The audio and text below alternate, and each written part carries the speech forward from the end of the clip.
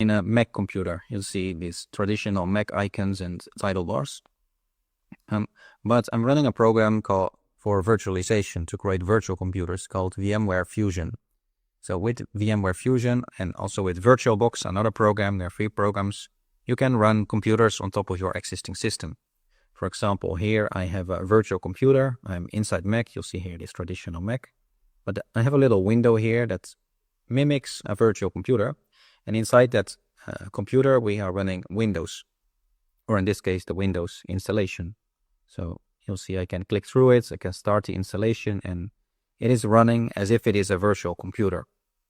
And you'll see I can just continue and install the entire Windows if I would want to. Now, you'll see I also have another virtual machine here called Kali. See, in this computer, we have a Kali Linux computer. If I click on here, you'll see Kali Linux Live. So this is another computer system which has a lot of hacking tools and cybersecurity tools. We'll use this in this course for malware analysis. We use several tools from this system, or we'll install them to the system. You can see many different cybersecurity and hacking tools. So this is a free system you can get from kali.org. But the main key idea of virtualization is you can create machines on top of your existing system. So with this program, VMware Fusion, or another program, VirtualBox, you can create new virtual machines, new computers that, as it were, they were like systems, as if you have multiple computers. So maybe you can mimic 3 computers, 4 computers, maybe even 10 computers, depending on, for example, how much memory you have in your real computer. So we can create a new virtual machine, or we can drag and drop one system directly on it and install it. And with the virtual machine, they can communicate with each other. For example, if you were to have a Kali computer and a Windows computer, you could then try to hack the Kali virtual machine from the Windows virtual machine from the Kali virtual machine. Now you can install many different systems. So you'll see, in this case, I can install Windows 11, but also Windows 10. You'll see it in the background. You can install different Linux systems. Now you can install more than is listed here. These are just some short list of systems you can choose from. But if you click go back, you can download basically any image for your system and then install it and use it on your computer. Now, because I'm on a Mac, it has an ARM processor, so not all the images will work, but most people will most likely are running Intel processors, and they can install any virtual machine system, like older versions of Windows, Linux, and many other systems, and simply drag and drop and then run it. And then you can install systems and use them as if you were having multiple computers. So it's very useful for that purpose, rather than having to install or buy several computers to install all the software, all the systems, and a lot of expenses to buy the different computers. You can actually run everything in one computer with virtual computers instead of having hundreds of computers at your hands to install all the systems and to test things out. You can use software like VMware Fusion or VirtualBox to simulate having multiple computers.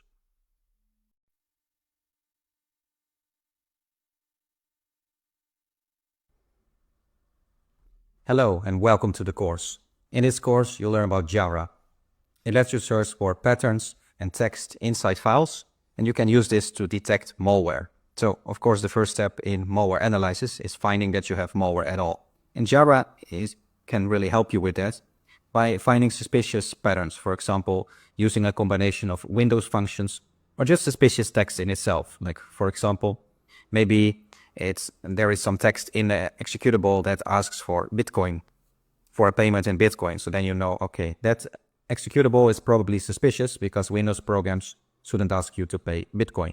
So you can search within files, within any executable. And in this course, we'll really go into that. So different malicious files. With the strings commands, you can search inside an executable. For example, there's many gibberish strings here, but you'll see we can scroll up and you'll see all kind of things inside the executable.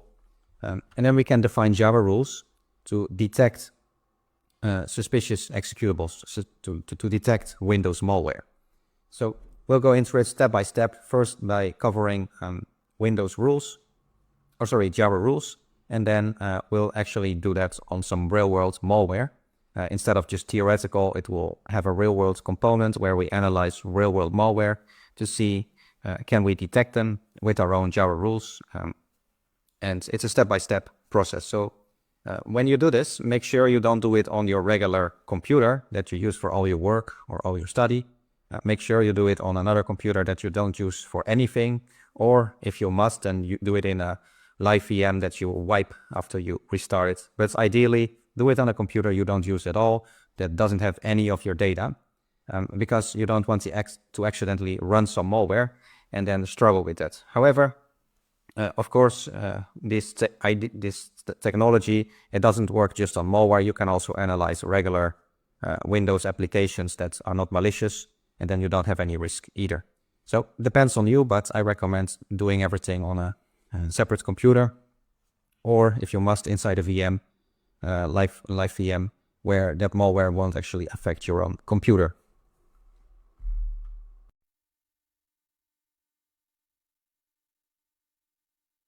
Piece of malware in a huge pile of files. That's exactly what you're up against when you're looking for malware. There's hundreds or millions of files on your computer or any machines you own. There's many files. And how do you find malware in there? Because there's so many of them. So that's where Java rules come in. So it's spelled like this, or lowercase. And these rules, they're like the detective's toolkits for spotting patterns in files, especially for malware. So with Java, it's one of the most important tools for detecting malware. And it's basically like your own search engine, where you search for specific patterns in files, like for a specific file size, for any keyword like virus, keylogger, or anything else that search for inside files automatically. And these patterns can really be anything. So when I say files, I really mean anything you want to analyze. It can be programs, documents, random logs, and anything else. So a lot of files are on the computer, so your workstation, but also on servers. If you're not familiar, a server is just a computer, usually one running websites or storing data. So malware often targets those systems, but also consumer electronics. So Java can be a game changer in detecting malware. So the first thing you'll want to do is to install it. Now, the installation is different depending on your system, whether you're on Mac, Linux, or Windows. On Linux, you can simply run an update like this. That will update the system, and then you can install Java with a single command like this. So this is for Debian-based Linux systems, Debian, Ubuntu, Kali Linux. You can install it like this. If you use another Linux system, you might have a different package manager, but the principle is the same. So that will install Java onto your system. So I'll include the steps for installation for different operating systems. But for now, let's make sure Java is working. So in your terminal, type Java -h. That should output something like this, where it tells you Java, the version number that it searches for patterns in files. And this is basically the help page. -a shows you the help page, or the help page, or the help menu, where it shows all of the options that are inside Java. So there's a lot of things in there. So by now, you might probably be wondering, okay, but how do you actually use this Java? So that's what I'm going to cover in the next video. I'll walk you through writing your first Java rule, and by the end, you'll have an idea of how it works. So now you know what Java is and why it's such a big deal in malware analysis. In the next video, we'll jump into writing your first rule. Don't worry, it's simpler than it sounds.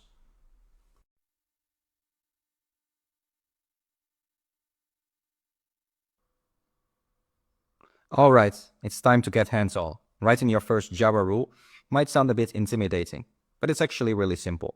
By the end of this video, you'll not only have created your first rule, but you'll also know how to test it, troubleshoot it, and expand on it. Let's get started. So let's start with the basic structure of the Java rule. Every rule has three main parts: the name, so that's simply a name, the string, and the condition. So the name is what you call the rule, like the title of your rule. The strings are the ingredients, the exact patterns you're looking for, and the condition is the logic that says, if this happened, match that rule. So let's open a text editor and create our first rule. Depending on what text editor you're familiar with, use that one. For simplicity, I'll use Nano in this course. So we can open Nano with your first rule. And the extension of the file will be a .jar file. So .jar for a Java rule. So this will create a new file, first_rule.jar. I'm using Nano, but you can use anything you like. If you want, you can simply use Notepad kind of editor or Vim or whatever you're used to using. So now we're going to type a rule. Now, as you might imagine, it simply starts with the word rule, the title of your rule. So we're going to detect hello world. Then it has the begin and end symbols of programming languages. Those are these symbols, the curly brackets. Then the strings, what it has to look for.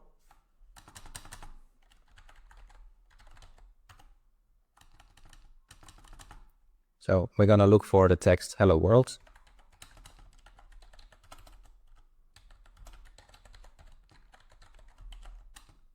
Then the condition, and the condition is simply if the text exists.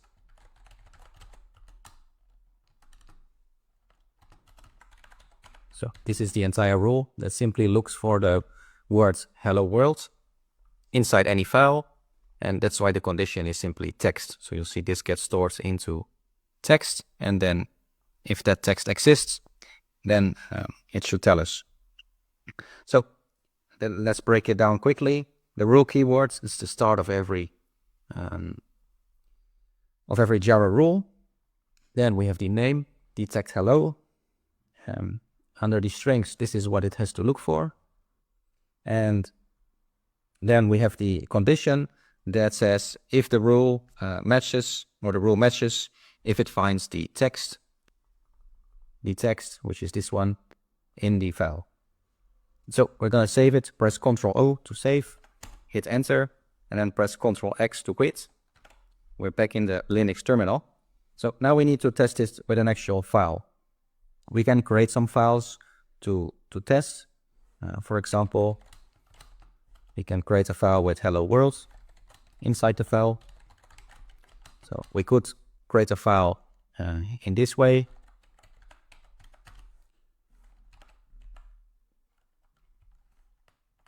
Sure, the quote is there. So this is one way to create a file, or you could create a file with a notepad editor like this.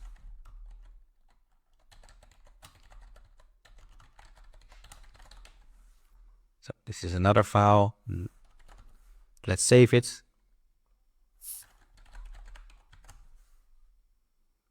It doesn't really matter how you create files, just as long as you create some files. And also let's create a file that's totally different.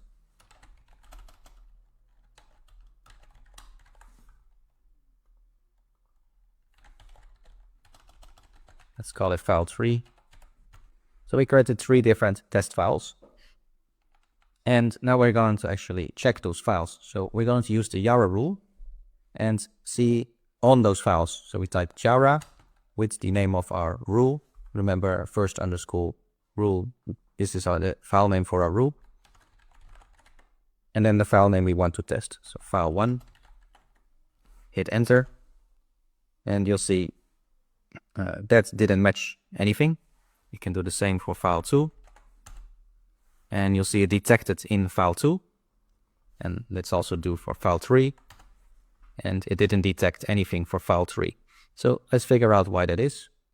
So we open the rule here, first rule.jar. It has to be exactly as this string, hello, comma, world, and then the exclamation mark here. It has to match exactly. Now, if we open the files, if we do it manually, you'll see this one doesn't have the exclamation mark, so it doesn't match. And this one does. And the third one doesn't have it either. So it actually works, our rule. It finds those files that exactly match the required text, the required string. So you can run this with different files, but you'll see it's case sensitive. So when this exclamation mark, because of the exclamation mark, it didn't find this text in the first one. It has to be exactly as it is. It is case sensitive, but also has to match exactly. So that's an important thing with Java rules. For example, if we would create another file, let's say another file that's exactly as it is, but now make it uppercase. And let's see if it finds that.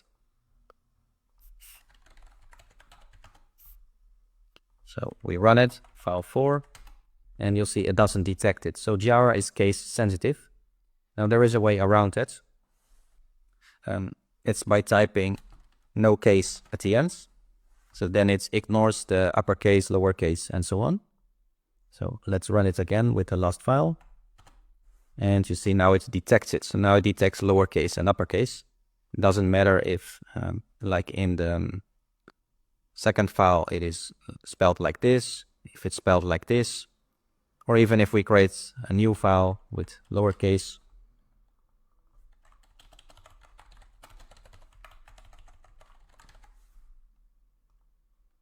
So now we have those two files. And if we run it with Java,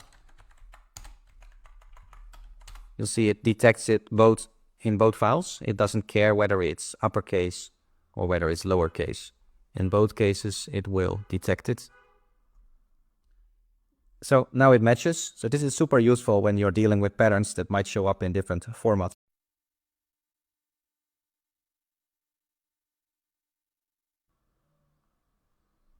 One pattern was a good start, where we have a simple rule, detect hello, that searches for hello world in uppercase, lowercase, or any case. If that exists, if text exists in a file, it matches. So we could run it with Java, first rule, and then a file name like file1.txt, and it then detects that or not, depending on the contents of the file. So for file 1, this is the contents. So it found that pattern hello world inside file 1 using the Java rule. Now, let's face it, malware isn't usually that simple. It isn't just one text that should be found. Usually it's multiple. So we can create a new rule when it looks for multiple strings, like this string or that string, and it can be in different order. It doesn't really matter. So with Java, it makes it easy. So I'm going to show you exactly how to write that rule. So first, let's create a new file. I call it second_rule.jar. And we can make that awesome rule. So we type rule and then detect_multiple. That's simply the file name, detect_multiple. You can name it whatever you want. We look for texts. So we look either for text 1, could be hello world, or text 2. And while we're at it, let's make sure it's in any format. So lowercase, uppercase, we don't care about it. So we add no case to the end. Then you type the condition. So either text 1 or text 2 in the file, then it is malware. So we save it and make sure we have the ending. So you'll see here the begin symbol of the rule and the end symbol. So make sure to add them. Save it, and now we run it. So we type Java, second rule with some file. It's like file 1, and it detects the file. Now we can do this also for a file containing by.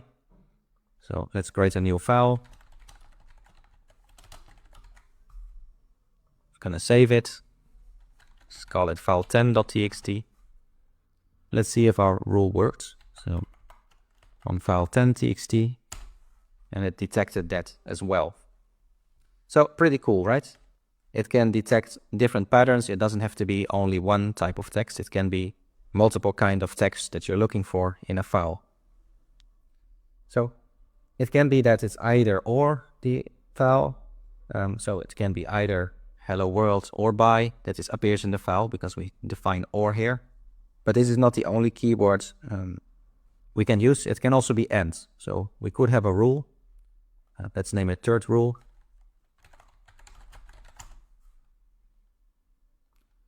I'm just gonna call it third rule. where instead of this or that one, it has to be and. So that works as well, where both have to appear in the file. So now if we try that rule, you'll see it won't have any matches. Because while the text appears in the files, it has to appear in both. So it has to have both hello world and bye in the file. We could modify the file. Let's run it again. And now it matches.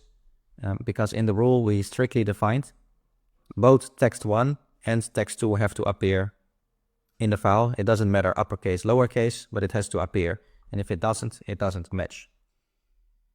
So it can be either or. There is no limit. It could be you have rules where you look for a single thing. It could be a rule where you look for multiple things, so two kinds of text using the or keywords. Or it can be a combination where it has two texts and it looks for both of them in the file. So that's Java in simple example, simple rules.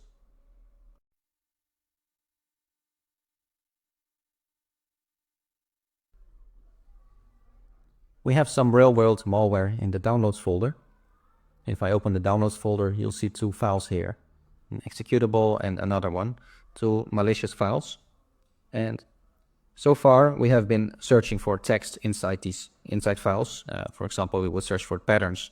But we can also use file size to detect files we might want to investigate. So how does that work?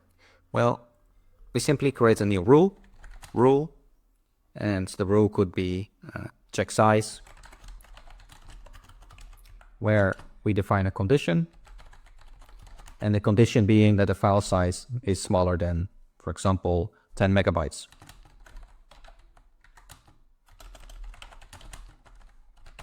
So it can be useful to to add that to your rules, the file size, for example, files that are very, very small or unusually large, or any specific sites that might be suspicious.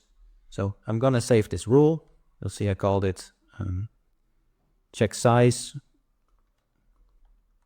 So let's call it check size.jar. Then we run it. Let's see what those files were called. So very long names here of those malicious files. So we run it in Java, check size, that's our rule, and then the file. You'll see this one matches, it's smaller than 10 megabytes. And we can do the same for the other one. You see it finds those malicious files that, because they are smaller than 10 megabytes, it classifies them as malicious. You see here the rule 10 megabytes. So it could be megabytes, it could be kilobytes, it can be gigabytes. It doesn't really matter. It can be smaller than, it can be greater than. You can add file size to your rules. What happens a lot of times is that malware either is very, very small or very, very large. So you could add that to the rule. If you're looking for specific malware that's always around the same file size. So it doesn't have to be just patterns you look for. It can be text as well. And maybe some files are unusually small, so they're so small they can't actually be a useful program. So that would also be very suspicious.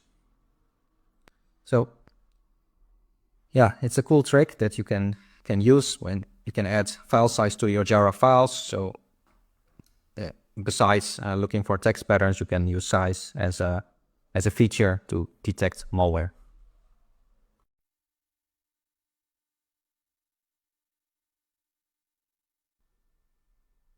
Okay, we have a malicious file here, the executable malware for Windows.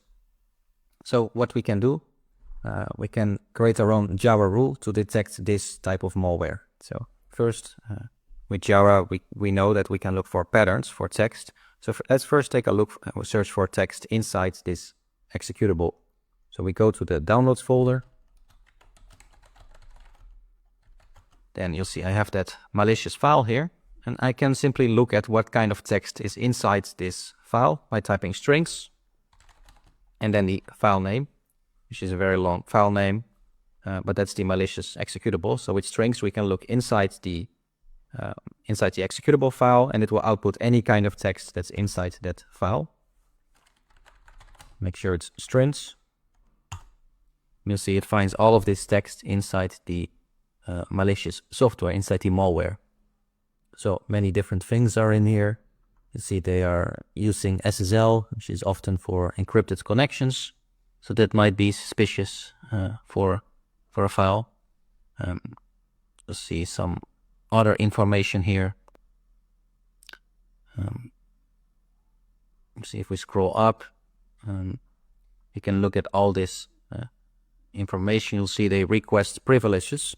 So we might look for that specific word in an executable if they request privileges or require administrator, or we could simply search for SSL because maybe any application we install shouldn't use the internet, or at least it should tell us. So we can write a Java rule. So we type rule, and this I think was believed Mirai malware. Let's call it detect malware. So let's save it. Save this rule.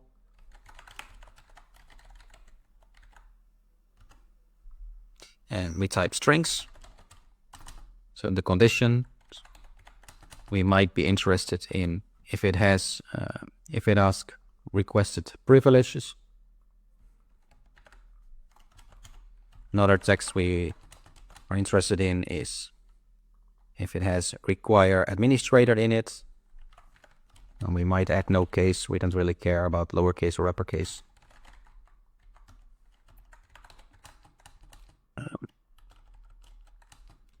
Let's see, maybe we're interested in something else as well. If we scroll in this file, you see there's a lot of gibberish in here, but you can also find useful strings. So, for example, maybe if there is SSL in appearing, for example, we see SSL Corp. That's not necessarily malicious. That can be for legitimate purposes, but let's just add it for completeness. Because not every application needs to communicate with the internet. Okay, so the condition will be if either text1 or text2 or text3 is inside the file, that is suspicious. So I'm gonna save it and we run Jara. So Jara detect malware with our file. And you'll see it detected the malware. Now, just for completeness, let's create another file. So in the downloads, let's create some new file.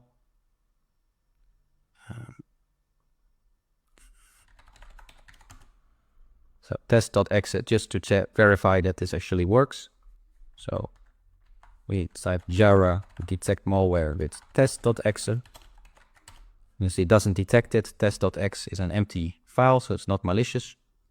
But when we try it on the other file, which is the Islam file name, you'll see it now detected.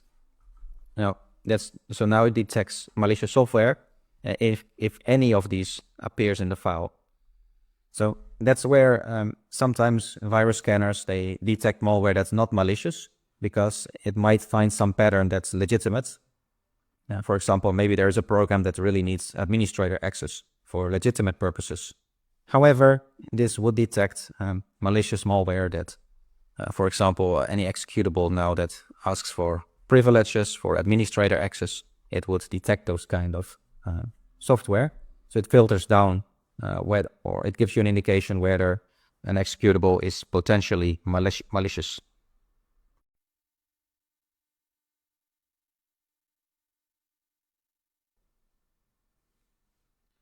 Most malware is not created from zero.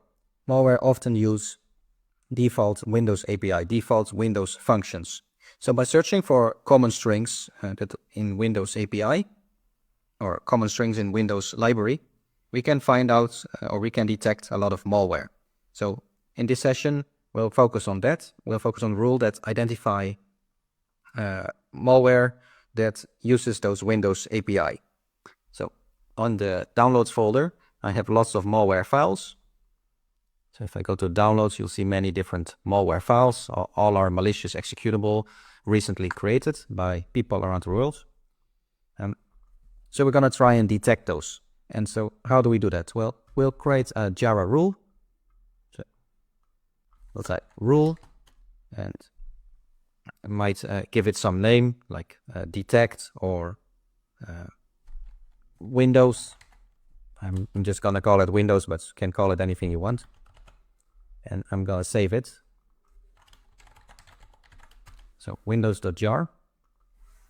So we're going to look for strings. For example, that you'll always see in an executable is about DOS mode. So let's, for simplicity, add that to test it.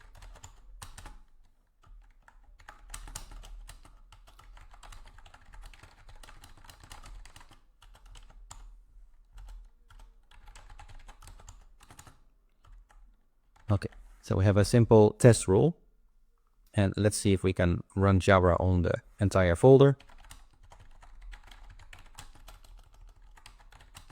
So we run windows.jar on the downloads folder. We might want to specify the full path. Enter, and you see all of them contain that text, but it's true for any program, any Windows program. So we're going to scan for a different kind of text that's often used by the Windows library. So many executables, they do different tasks. For example, run other programs, load other libraries, and so on, that are default in Windows. So some of them are virtual alloc. So that is used for getting memory space. And malware often does that to inject their malicious code. They often load libraries, so they load different modules. And the reason is that once they load different modules, they can do more things. So it's illegitimate in many programs, but also in malware. They might be interested in memory addresses or the address of certain functions.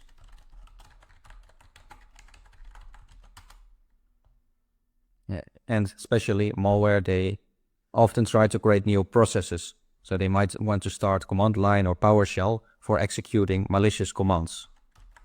So a Windows function for that is create proc or process A that creates a new process. So we can try to see if this combination of Windows functions are in the executables. So let's clear the screen here on the right.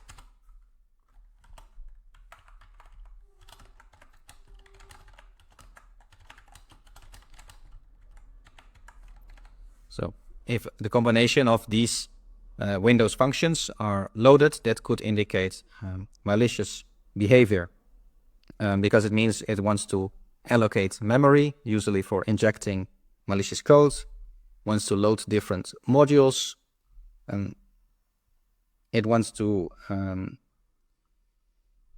create different processes, which is unusual because a lot of programs, when you start them, they don't start other processes. And yeah, let's try this. So these are some common Windows functions. Let's run our rules. And you'll see it detects the combination in those executables. So we can now say with a moderate level of confidence that these executables are malicious because they start new processes for one. And they do some other things that is a bit suspicious in itself. So you'll see it is a bit of a probabilistic method. So you try to find out the behavior of an executable using Windows standard Windows functions. And then the combination of them, it might give you a moderate confidence that that executable is malicious. So this is not true for any executable. If it has this pattern, we can say with a moderate confidence level that it's suspicious because it allocates memory, it loads the DLLs into the memory, and also it starts new processes. So that is a very suspicious combination. Now you can of course search for different things. These are not the only Windows functions. There's lots of them. But by you can sort of detect what kind of behavior an executable does without actually running it, just by defining which kind of Windows functions are used by the executable. So that can give you a lot of detection ability.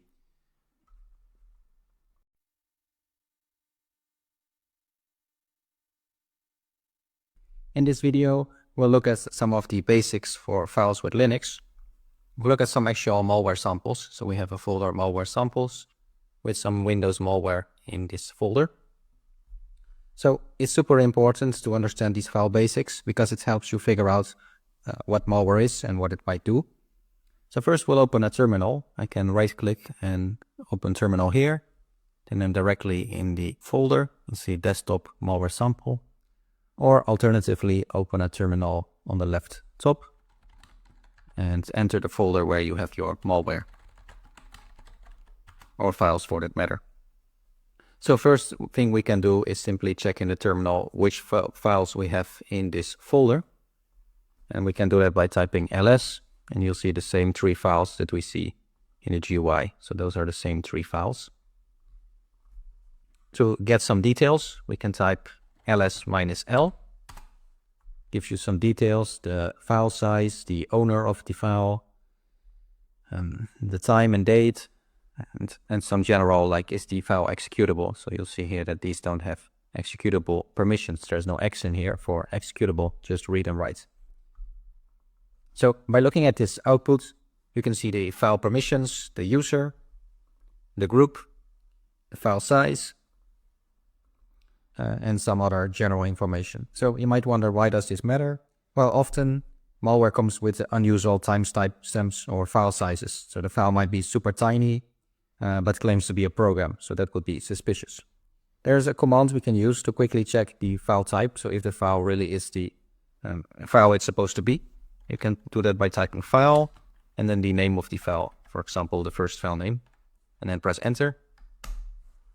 And this tells us that this is executable, PE32. So PE stands for portable executable. That's a Windows program.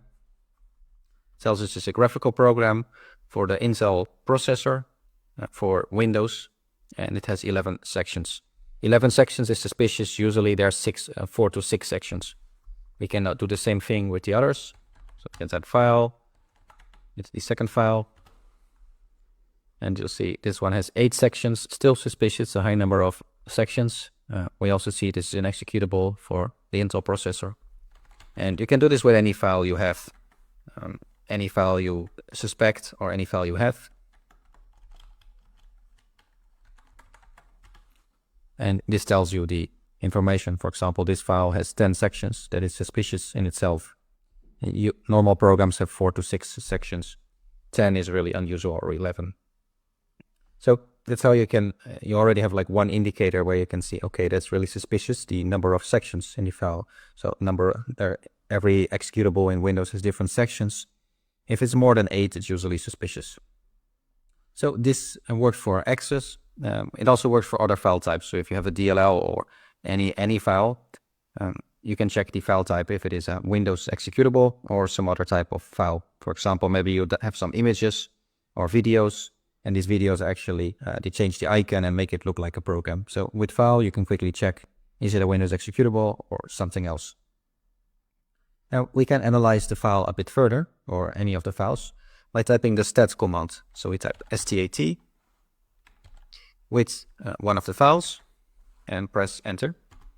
So that tells you some more information. We get the access time, so when the file was last read. This is when the file was last read. We get the modify time, so when is the content change of the file, and the change time when the metadata was last updated. So these are all quite recent. If they are very much in the past, it could be suspicious, or if they're in the future. So these timestamps matter because malware authors often modify the timestamps to make them less suspicious. For example, if the modified date is years old, it might try to appear as a harmless file. So this works for any of the files. You can do another file. We get some more info about when it was accessed, modified, changed, and created. And this works for any file. You can change the timestamps using the touch command. So if you type touch some file, it actually creates a new file, an empty file, and it tells you those same timestamps when you run the stat command. So that's some useful basic information to get the to analyze the metadata with the stat command, and with the file commands you can tell, is the file actually what it's supposed to be.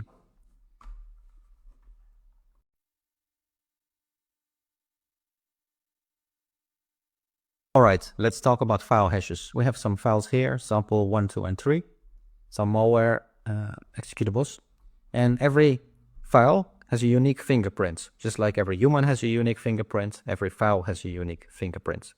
If the file changes even slightly, the fingerprint will be completely different. So this is super handy for malware analysis. To get the fingerprint, you can use this command, followed by the name of the file. So sample1.x, and we'll get a unique fingerprint for that file. Of course, like I said, every file has its own unique fingerprint. So we can run this command for any file.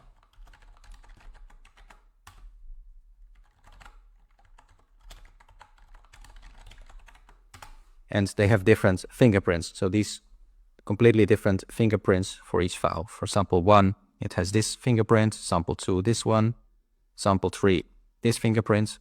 And why are these hashes completely different? That's because these files are not the same. They are different files. So every file has a unique fingerprint. And these are completely different types of malware. So you might wonder, what can you do with this hash, with this fingerprint? Well, you can copy it, for example, to a site like VirusTotal, paste it, and it will tell you if the file has been flagged as malware by antivirus tools. So, for example, if we open the web browser and go to virustotal.com, we can then check if this hash, any of these hashes are actually in the virus database. So we copy it, paste it, and then we find out that, okay, the first file, it detects as malicious 14 of the 72 virus scanners. So not all of them here detected this hash as a malicious file.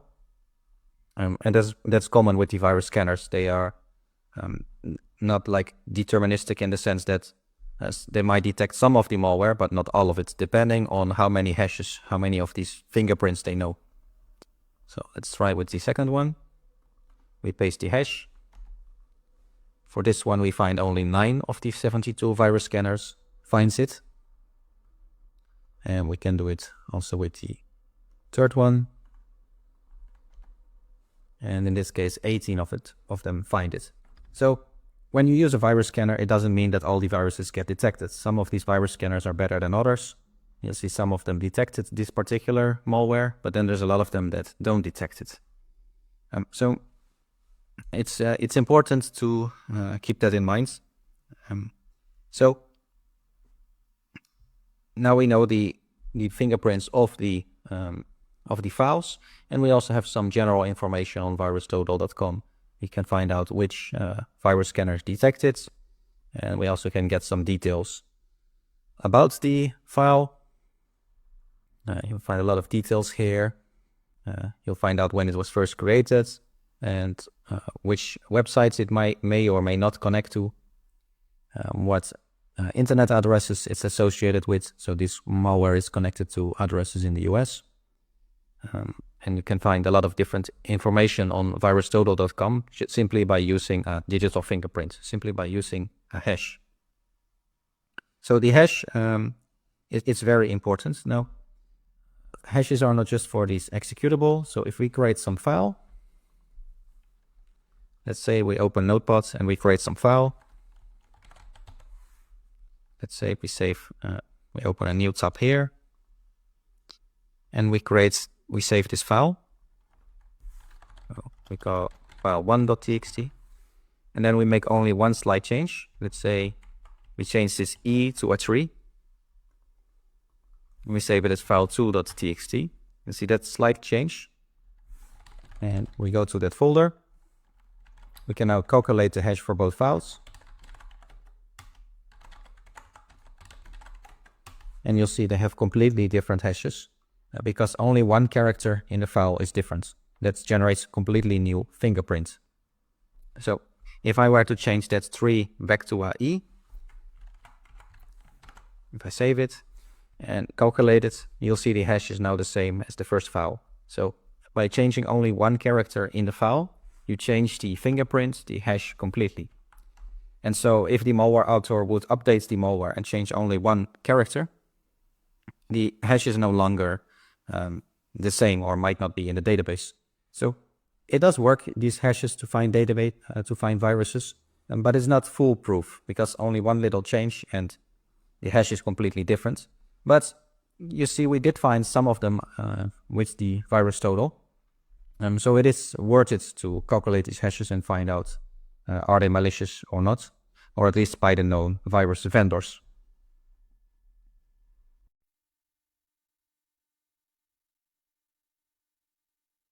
Computer system, files have permissions. For example, if I go to this file here, right click, properties, we have an tab permissions, and in this tab we see that this file is allowed to, we can read and write this file, the group that owns the file, the access, and also if this program can be run. So the executable permission, if the program can run at all. So in this case, this program cannot run. If I were to click it, on the Windows system, it would be executable. We can see the same permissions in the command line. If I type the command ls-l,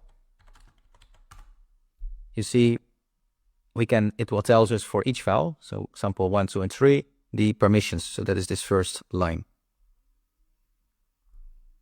And the first character, it shows you if a file is a file or a directory. So it's the first character. A dash means a file, and if it would be a D, it would be a directory. So in this case, they are files because the first character is the minus or the dash. Then we have the 3 groups of permissions. So you'll see first group, second group, and the third group. You'll see it in the command line is a bit more cryptic than simply right-click properties, and we have this interface where it presents us. We have to then analyze this character string. And so the first is for the owner. So can the owner of the file read the file, write the file, and execute it? In this case, it can read it and write it, but not execute it. Then it's for the group. Can anybody of the group read it, write it, and execute it? And then for anyone else on the computer system, can they read and write and execute it? So in this case, nobody can execute any of the files. Let's change that. If I go to properties here, permissions, allow this file to run, and you'll see now the user can execute it, read, write, execute. The group can execute it, r-x, so x for execute, and anyone else on the system can execute it as well. Now we can also disable that. And then you'll see the permission is gone again. Now the same permission we can give on the command line. So we can say chmod +x for make executable with the name of the file. So now we just make the first file executable. And if I list the files, you'll see the same permissions again. So it's executable by the user, it's in the first 3, by anyone in the group, and by anyone in the system. Now to remove the executable permission, we simply type -x with the same file name. Now we can check again, and you'll see the file is no longer executable. There's no x in these permissions.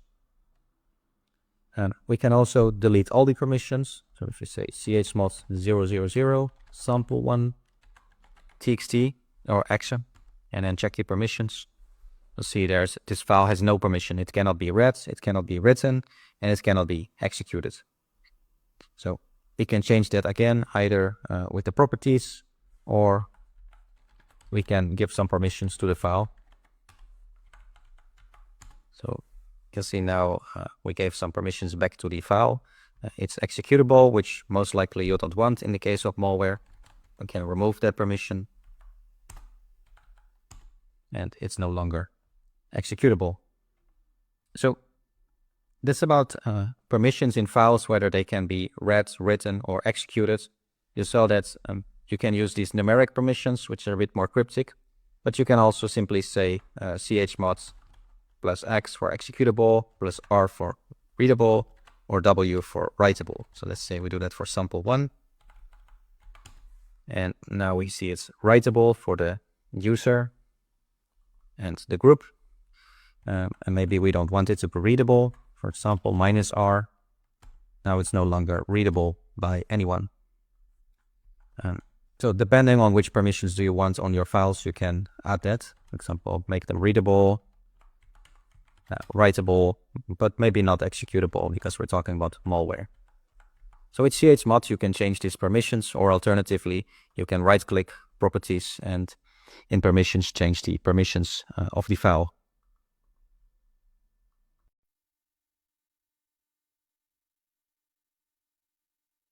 Let's look inside some of these files to try and find hidden clues. Malware often contains hard-coded links to the websites, URLs, commands, so direct commands or file paths, and you might be able to find them using the strings commands. So the strings commands work on any system, Windows, Linux, it doesn't matter. And we can simply type strings with the name of the file we want to analyze. Now, depending on the malware, we might find strings in there, or they might have gone all the way to hide that very well. So it might be we find them or not find them, depending on the malware sample. So let's take a look at the first one. And you'll see we got a lot of text or strings out of this. So strings is just another word for text. There are a lot of text lines out of it. So some address information. You see we found some URL here, HTTP, user trustcom.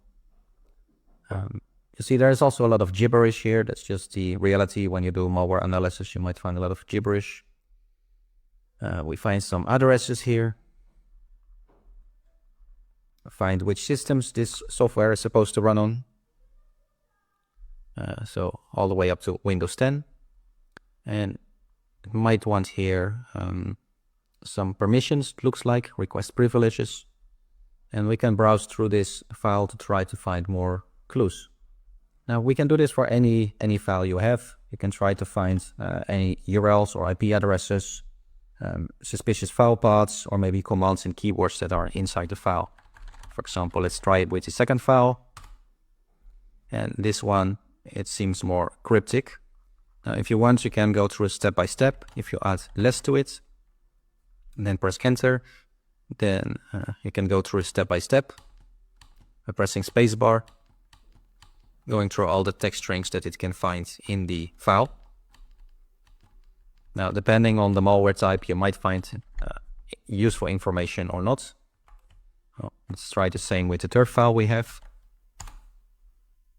And here we find it's doing something with certificates, or at least it's referencing them. It's doing something with encryption, RSA, and with hashing, SSH256, or at least something related to certifications. And if we scroll up, we might find some URLs in the malware. And you might also use this in combination with grep. If you're searching for URLs, you could say grep HTTP and find out all links referenced in the file. So in this case, has some links in there. We can do this for any of the files.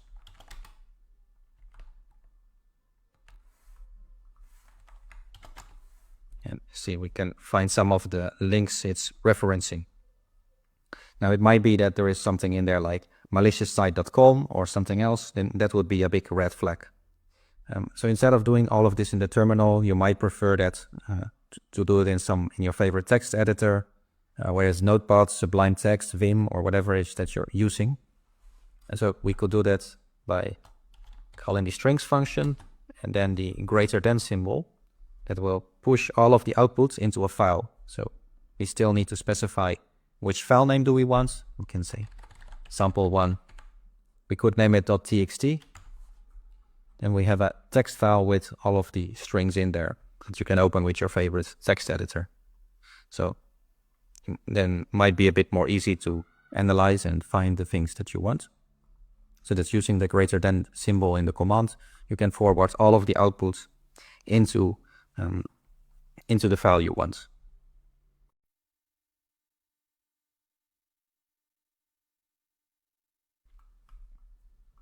Windows executables often use DLL files, shared libraries. Now, the reason they do this is because programmers never work from zero. Even malware programmers, they use building blocks to make their program faster. Instead of coding everything from zero in ones and zeros, they use standard Windows DLLs to make their program faster. So these have standard functions in the program. For example, you might have in a malware connect to an internet address, or inside or open a window, and all kind of different functionality. And they use these DLLs that contain these functions to save them a lot of programming time. But that is useful because they rely on DLL files, it can tell us a lot about what this program is doing, so without actually running it. So we can find out using the strings command. So we can type strings sample2.x and then simply grab anything with DLL from that. So this will search the occurrence of all the DLL strings inside the executable. If I run this, we can find a list of DLL files that are in the executable. Now you might notice that they are not unique. So if you want to make sure that they're unique, we can add that to the end. So we get the unique DLLs, or at least we should, but there's still some duplicates in there. But anyway, we can see some of the DLL files that this executable is using. Now this command will work for any DLL file. So for example, if we want the third one, we can grab the DLL files and we see some of the DLL files that this malware is using. For example, kernel32.dll is a standard DLL file for Windows functions. Now, depending on the DLL, it can give you a lot of information about what the DLL or what the malware might do, or what they might want to do. Because some DLLs every DLL has a certain function. So if you want, you can save this list to a text file, for example, by typing greater than sample3 txt. Now we have a text file with those DLLs in there.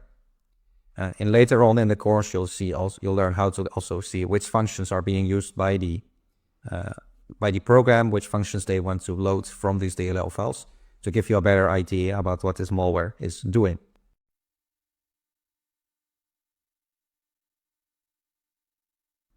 Now we're going to search for hard-coded indicators, so hard-coded internet addresses and URLs that might be in a malware file. So they can be indicators for maybe remote control or command and control servers that the malware connects to. Again, we're going to use the strings command, but we're going to do it slightly different. So we type strings with any of the malware. Then we want to filter the output, so we do that with the grep, and then we search for anything which HTTP, HTTPS, and perhaps FTP to see any network connection using those protocols. If I press enter, for this malware we just have HTTP addresses. Now we can do the same thing with the second file and the third file. So for the second file, you'll see there's not much connection, at least directly visible. And let's try with the third one. In this case, we can get quite a bunch of HTTP URLs. Now we know there is no HTTPS connections for this malware, and neither FTP, but of course it depends on the malware file. So it might be it connects to some malicious sites. So next, let's take a look at IP addresses or internet addresses. These are usually 4 number addresses. So they are usually addresses like this, where they have 4 numbers separated by a dot.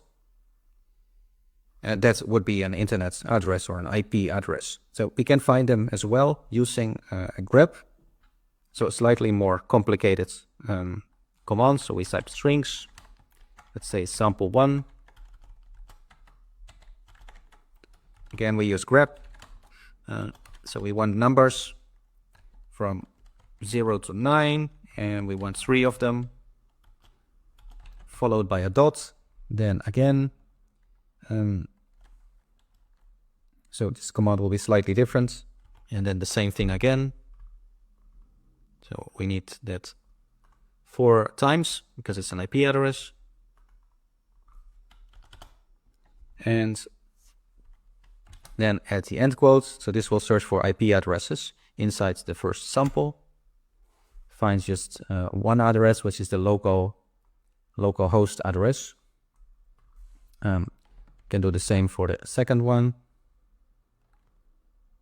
So for sample 2, just a version number. So this is false positive, it has a version number. And finally, checking the third one, we just see version number. So only in the first one, it's actually connecting to a direct IP address, but that's the local address. So this address is your local computer. So these are not connecting to any direct IP version 4 addresses. So now we know that, so we can find out different information about, for example, internet connections. Now you might also combine it, so IP addresses, but maybe you also want to know other protocols, HTTP, HTTPS, FTP, and so on. So we could say HTTP, HTTPS, FTP, and then make sure to add the closing bracket all the way on the end. So that would search for everything. HTTP, HTTPS, so usual internet page protocols, FTP, file transfer protocols, and search for addresses. So that will show you all of the network information it can find.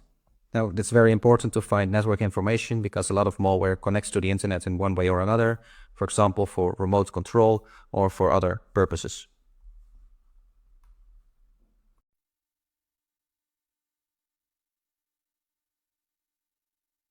So far, we did use many techniques to try and analyze the malware files. We could look at the strings directly, we could look at the file permissions, and other techniques.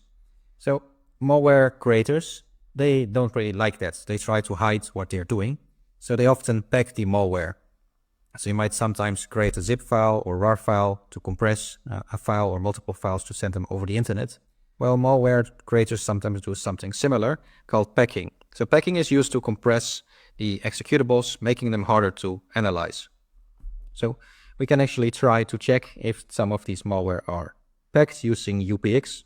So if we type UPX -t and then the malware or the file name, you'll see this one is not packed by UPX, so they didn't try to hide anything here. But we could try to do that with different files. For example, we could try that for the second file. Looks fine, nothing's packed by UPX. Third file, also nothing packed.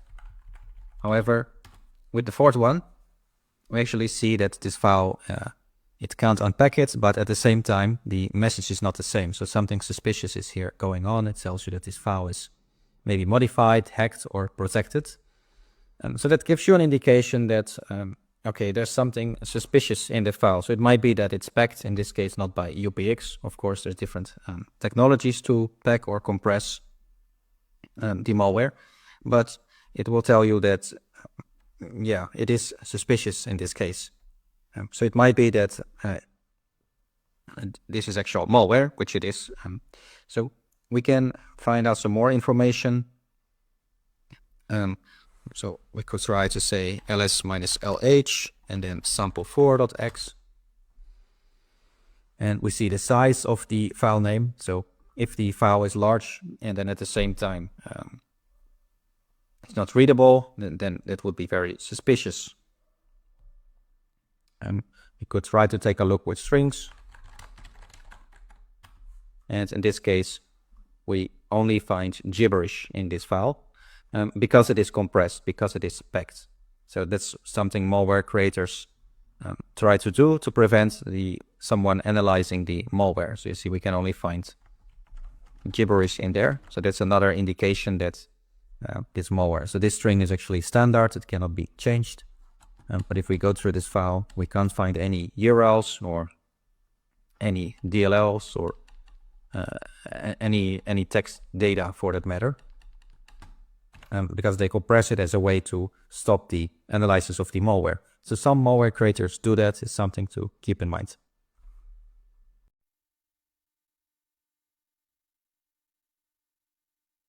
Windows internals. In this course, we'll really go into the internals of the Windows system, into different ways to explore processes, into the PE headers and other concepts that you may or may not know. So we use different tools, some standard Windows tools and some tools that are not so standard, to explore different Windows internals.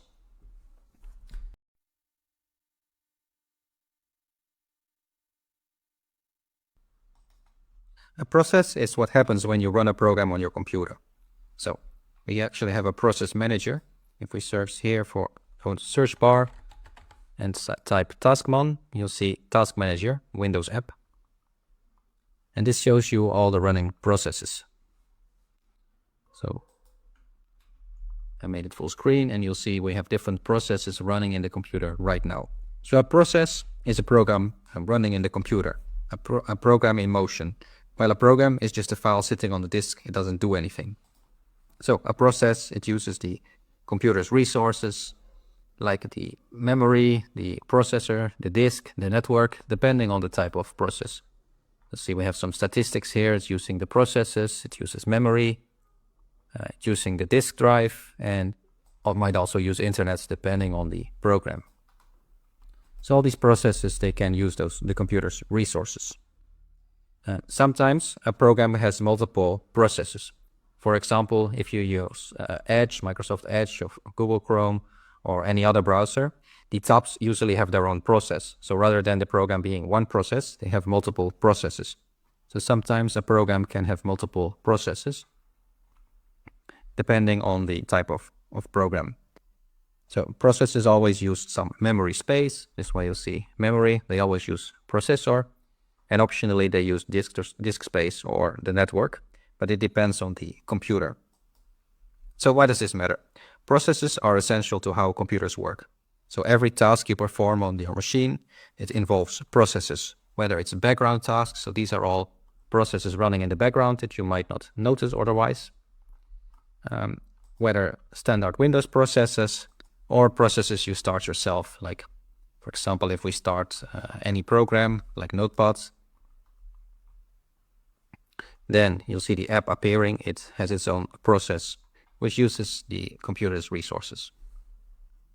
Now, attackers often try to exploit or manipulate processes to hide malicious activity. So they might do process injection. They inject their malicious code into a legitimate process. For example, they might try to put it inside Notepad X.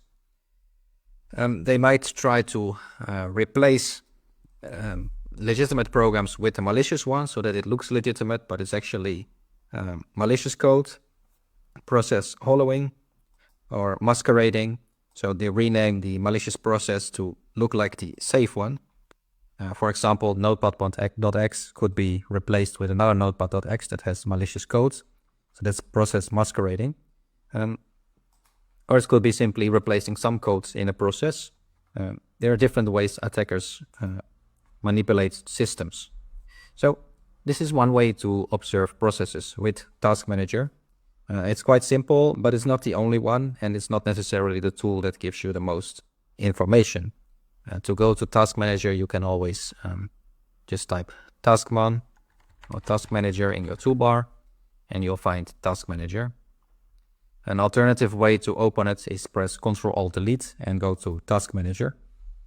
There are different ways. However, they are not the only tools, and I'll get into some more tools in the next videos. We'll go into some cool tools to explore processes. For now, the general idea is to know that there are different processes and they use different resources.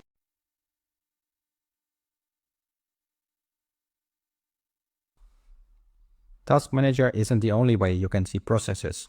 There are some easy tools out there that give you more information about active processes on your system.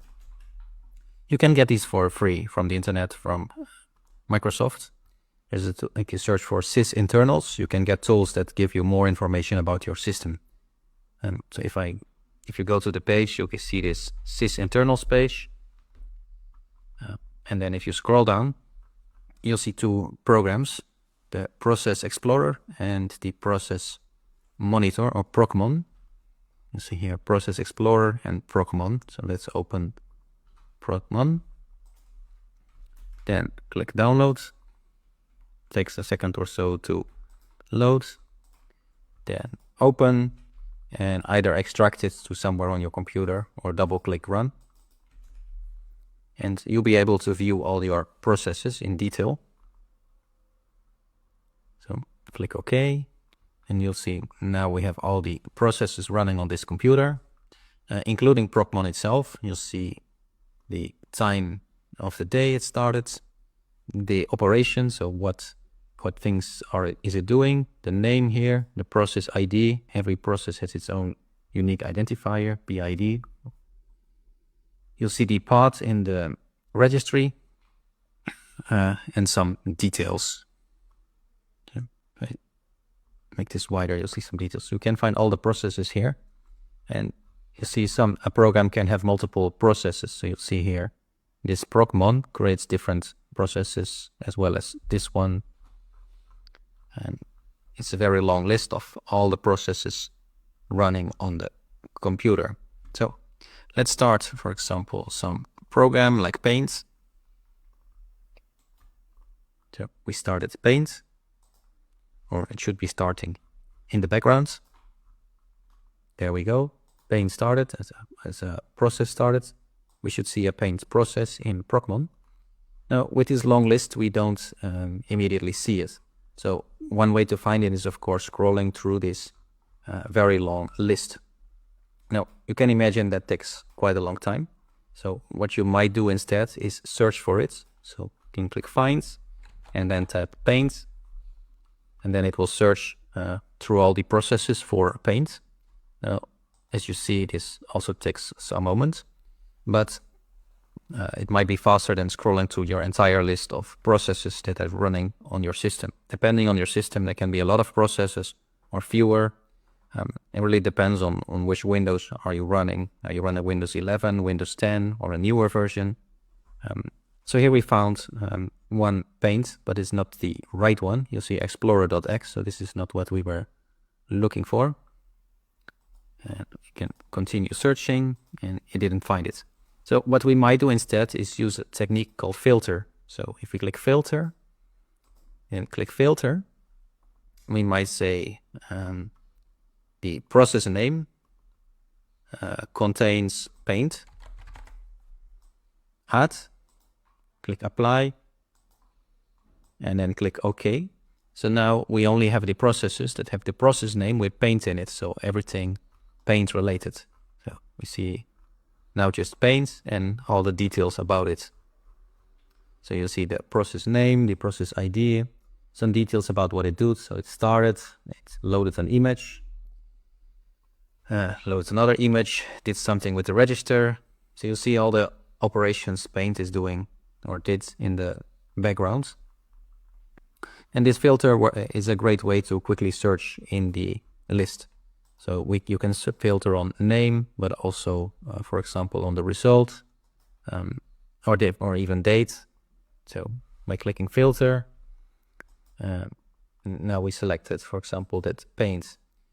Maybe we only want to know when the result was successful. So we could add that when result is success. So not any things that failed. So that filters it more. We might only be interested in when in the operation process started. So if it contains process start,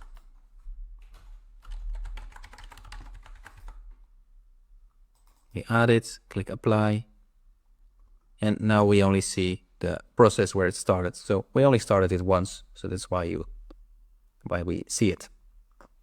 Now, you might want to reset the filter, so go to Filter, Reset Filter, and you're back to where we started. So this Procmon can give you a lot of details about processes. You can filter through them and see different operations that the process is doing or has done before.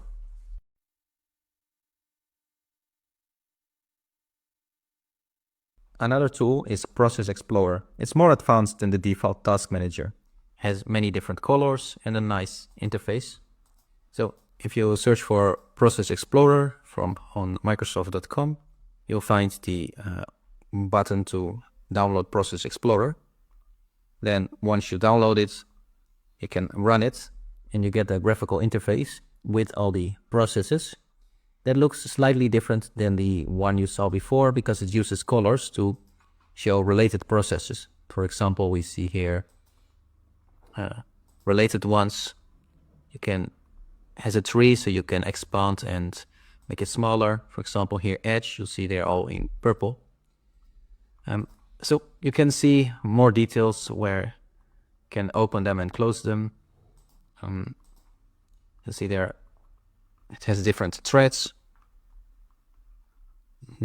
or sub-processes, and you can find different information using these tabs, like performance specifically for the process, how much processor it's using, how much memory, and so on. You can see the original source, and some general information too, TCP/IP information, so does it use the internet, and some other information there. So it's a nice tool, and let's say we start a new process. So let's say we start Notepad.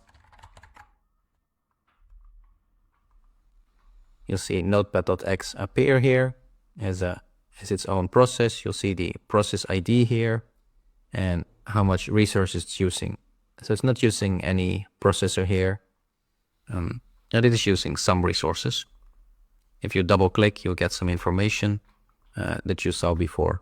So you can also get there by right click, properties, and you can find that information like the performance and other information. So it's similar to the other tools, but slightly different interface with colors and slightly different. We can also filter processes if you want, or search for processes. For example, you might search for Notepad, and then it finds that process.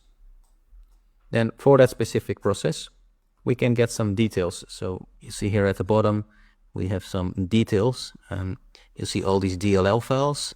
Those are Windows modules that it's using, and or Windows libraries. So every program uses different modules or DLL files that contains code that it uses to achieve its functionality. So nobody creates programs from zero. They always use existing libraries, existing DLLs. And you see if we can click through, you can see which DLLs the program is using. So you see different DLL.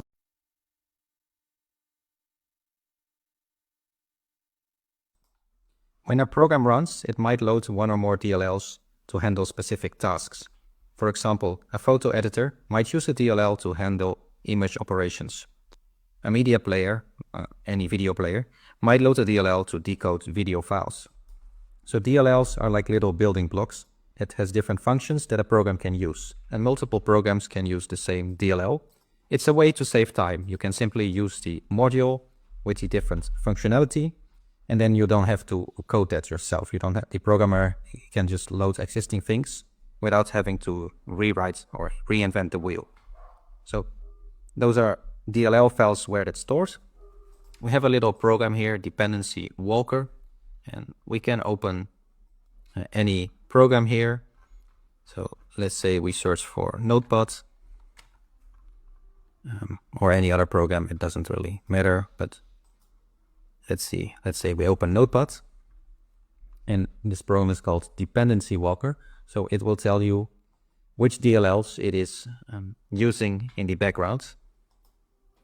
And so the DLLs takes a moment to start, but you'll see notepad.x, and then it's using this DLL file, so this library of functions, the user32 DLL. You see we can shrink it. It has this DLL, comctl32, and you can scroll down and see all the DLLs a program is using. So this notepad.x is using quite some DLLs, and depends on the programs. But the DLL is like a shared tool. Every DLL contains different functions. For example, if we scroll up here, scroll to user32 DLL, you'll see different functionality that exists in the DLL file, like close clipboard, check radio button, menu button. These seem to be default Windows functionality things. Destroy icon and end dialog, end paint. So different things that you might find in Windows, like get menu, get message, default things that Notepad would need. And every DLL has its own function. So if I click, for example, to this DLL, you see it has other functions. And of course, there are many DLLs here, so we can click and see this DLL does things with images, it seems. Something about encryption. And we can browse through those DLLs and see different functions it's using. But also you'll see which DLLs are used by the notepad.x in this case. So you can open any executable with this tool, dependency walker, and get details about what that program is doing, or at least which modules it's using, which modules the program is using, and that gives you some idea about what the program might be doing. So let's say we pick another program here.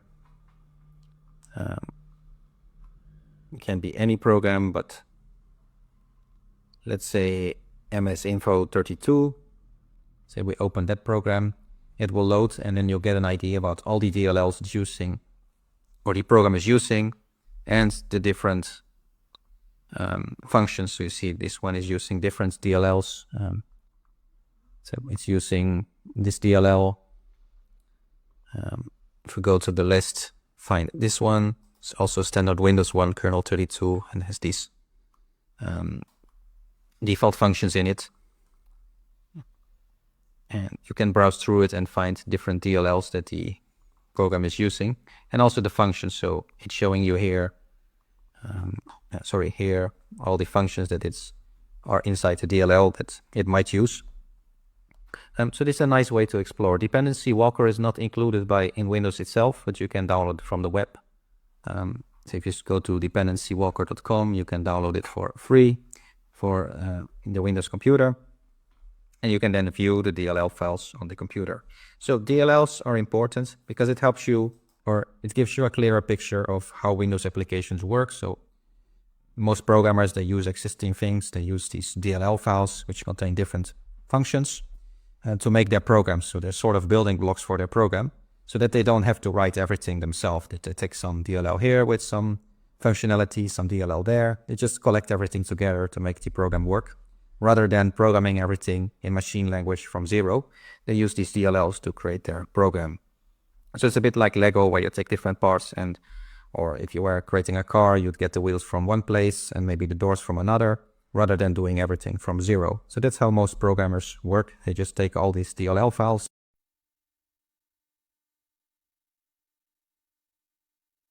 Has a PE header. It's a portable executable format. It's simply a part of the Windows executable and also DLLs that gives you information about what the file is doing. Now you can view those PE headers yourself, but in order to do that, we need some programs. So first we'll go to the internet. Let's go to the internet and search for HXD. It's a free hex editor.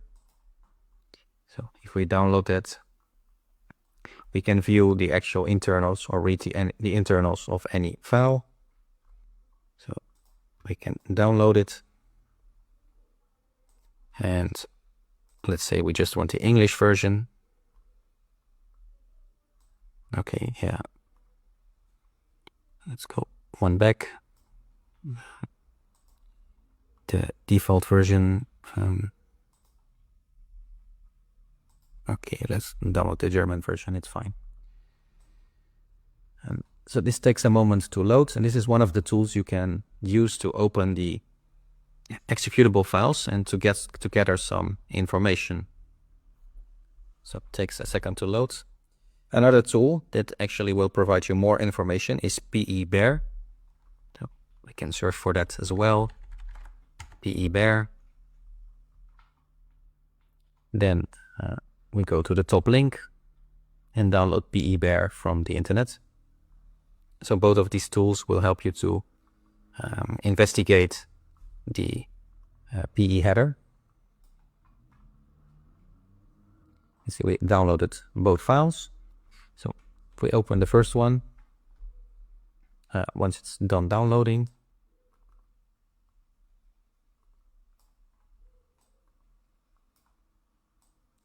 let's open PE-Bear first then.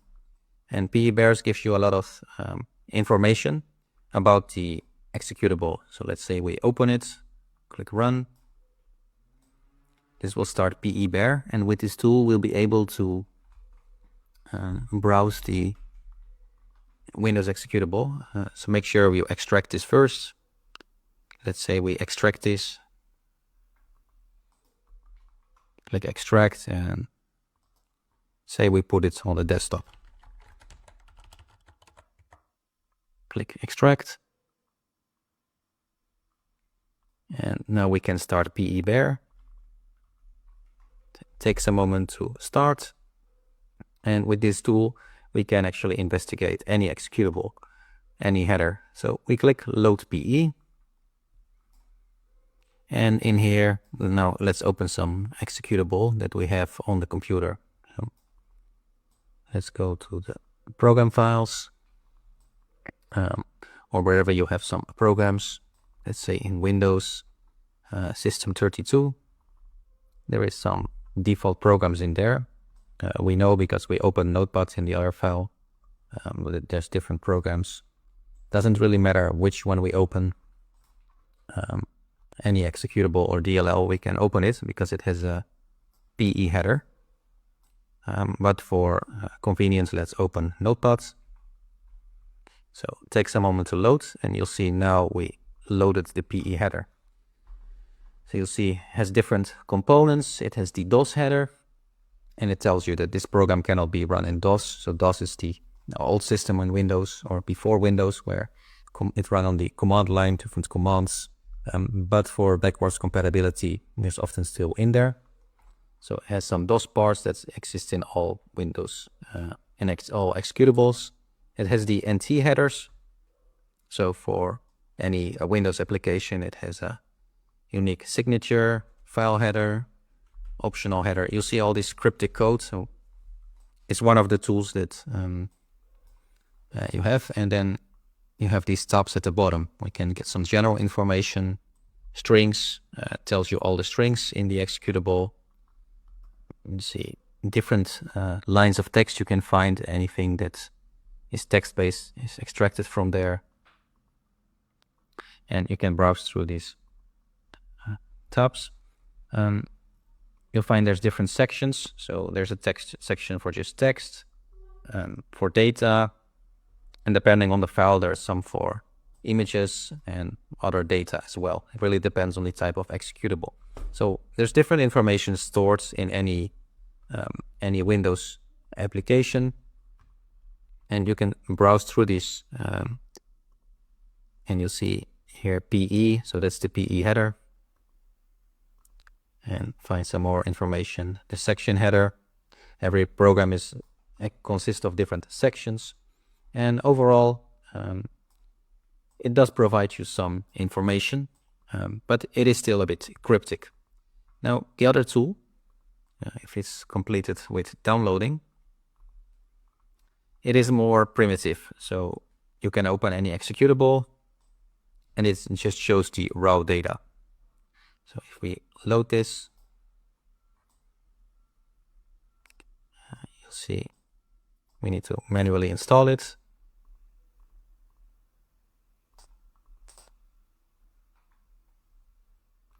And once we start it, we can open the same or any executable file. For example, we might open the program itself, and you'll see this. We can read the program directly, but this is very cryptic. So you'll see here the computer codes. and the actual how it would look if you read it in plain text. You do see the PE here, so that's the PE header, and that this is an actual program. Any Windows program starts with MZ. That was one of the former employees of or might still be working there, one of the employees of Microsoft at the time. So that's why it has, every executable has MZ in any Windows program. He put his own initials there. So this is more cryptic, and you see that, yeah, the data is there, but it's very hard to read. So that's why there's this other tool that is slightly better. There's also a tool called Xinfo. Xinfo PE. There's another tool to view the PE header. You can download that as well. Slightly different tool. Let's see if we can directly start it.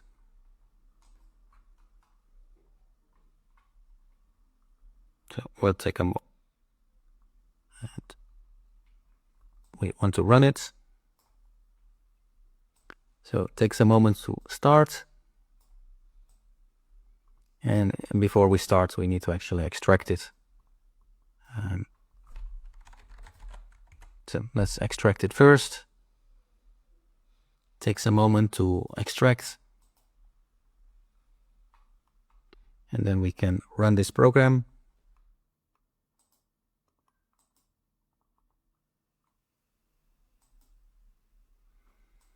And it's slightly slow, but it's another tool you can use to view the PE header.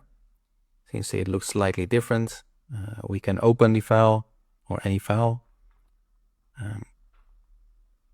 Let's say we open Notepad or any program for that matter. It doesn't really matter. So we go to System32 and let's open Notepad, and you'll see this interface. So you have different little buttons, and this interface is slightly more cryptic, I'd say. You can find version informations, you can explore different sections, so you'll see the different sections of the program and where in the memory they start. So this is the memory address that these sections start. So there's a data section, there's a text section, and different sections of the program. Some general information. So you'll see this is the company name, the file, the version, general information. You have a button PE for the PE header, and we can find some information here as well about the PE header. You'll see what kind of machine it was made for. So any Intel machine. You'll see there's lots of different options because Windows runs on different systems or has run on different systems in the past. For example, some people use an ARM processor, others use Intel processor. So you can see the specific machine it was designed for, the program, the operating system it was designed for. So in this case, Notepad is made for Windows 10, but it could be it was originally made for another system.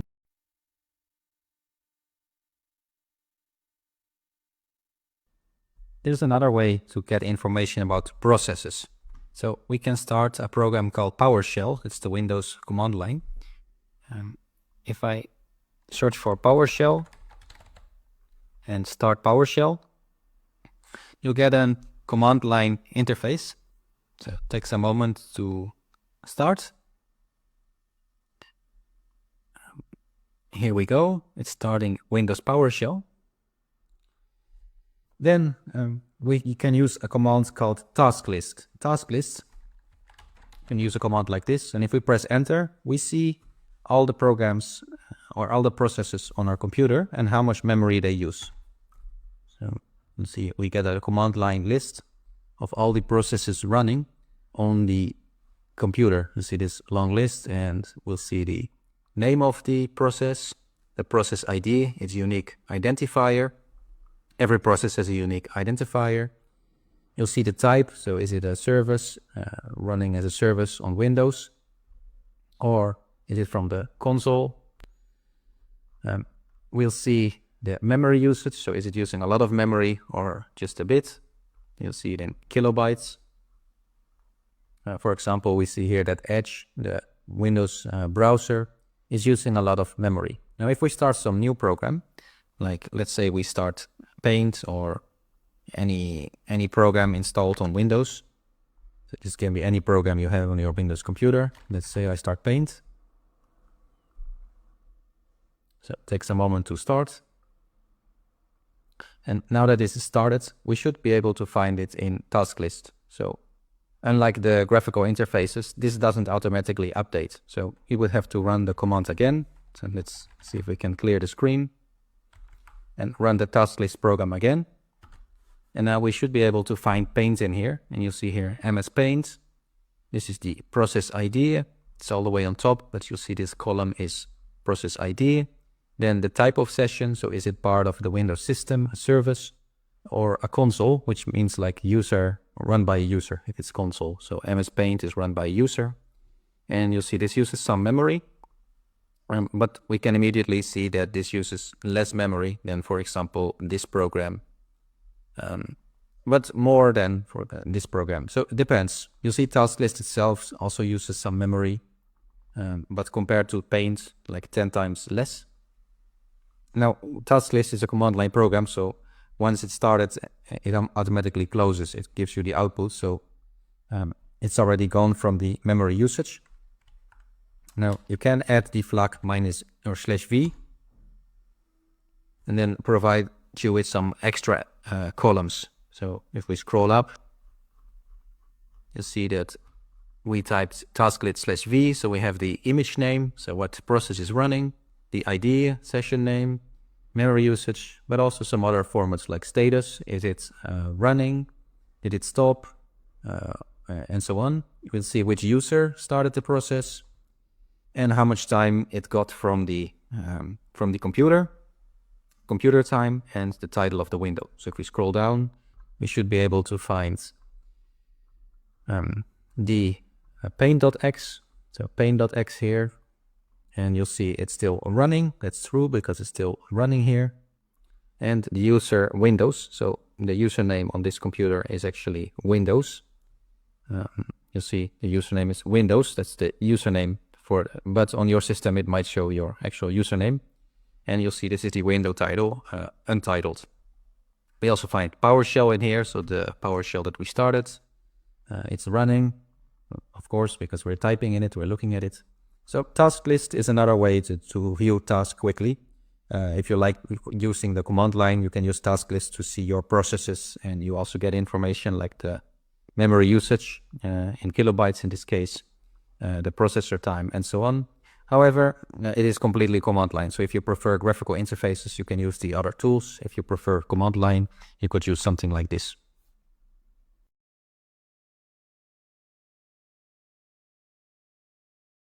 Malware. We'll take a look at WannaCry, a world-famous malware or malicious software, bad software. It was infected computers worldwide in many different countries like Germany, United States, and others. And with this video, we'll do an analysis. So we won't actually run the malware on the computer because that would infect our own system. What you want to do instead is run it in a virtual machine in a temporary environment that you completely wipe after taking a look. So instead of running the software directly in this video, we'll try to analyze it by not running it. So we'll just take a look at the outside, if you will. So for example, if you would find an envelope, instead of opening the envelope and reading the malicious message, we just try to find out information by analyzing the envelope itself, like checking the weight, checking the label, the shape, and try to guess what's inside. So static analysis works the same, but then with files. So we'll take a look at this well-known malware. I have downloaded it to the computer. You'll see I'm in Kali Linux. In the downloads folder, we have the WannaCry.x. We can actually delete the other two files. So we have WannaCry.x, which is the world-famous malware. So just to check that it indeed is that, we're going to open a terminal. So right-click wherever you downloaded your malware and click on Open Terminal here. and that will open the terminal directly in the folder that we need. So you'll see we're in Kali downloads, and in the terminal we are also in Kali downloads. This checks the current directory. So we're in the same directory. It's a little trick. So if you go to wherever you download, right click, open terminal here. Now this only works in Kali Linux, and in this video we're going to use Kali Linux because it has all the tools we need to analyze the malware. So first we'll type file with the file name, in this case WannaCry.x, and this will tell us information about what type of file it is. So what is it a file indeed? Is it a program, or maybe it's something else? So it's a very useful command. So if we type WannaCry.x, you'll see it's 32-bit executable. So for older generation of Windows systems, you'll see it provides this information. For the Intel processor, so for the Intel computers, it's not made, for example, for M1 for Mac. It's Intel malware for Windows specifically. So by typing file, you can check what type of file it is. And sometimes what malware developers do is try to hide the file name. For example, they might copy this file. So they might have their malware and call it and rename it into something else. So maybe they're gonna call it like image or accounts.pdf. So then it looks like a PDF file when it's in fact an executable. So with file you'll see the same thing. If I would check it, accounts, and you'll see file just tells that it's a Windows executable. Some file managers, they then change the icon to or they might manually set the icon to make it look like a PDF file. So some malwares, they try to fool people. So we have with the file command, we can check what type of executable it is and the target system. So now we know this malware is specifically designed for Microsoft Windows. It's not for Mac, it's not for Linux, it's a Windows malware. Now, we can also look inside the malware, inside the executable, and try to find any hidden messages, any text messages. You can do that with the command strings. So if you type strings with the file name and then press enter, it will output all of the text that it finds in that executable. So if I press enter, you'll see it outputted all the text.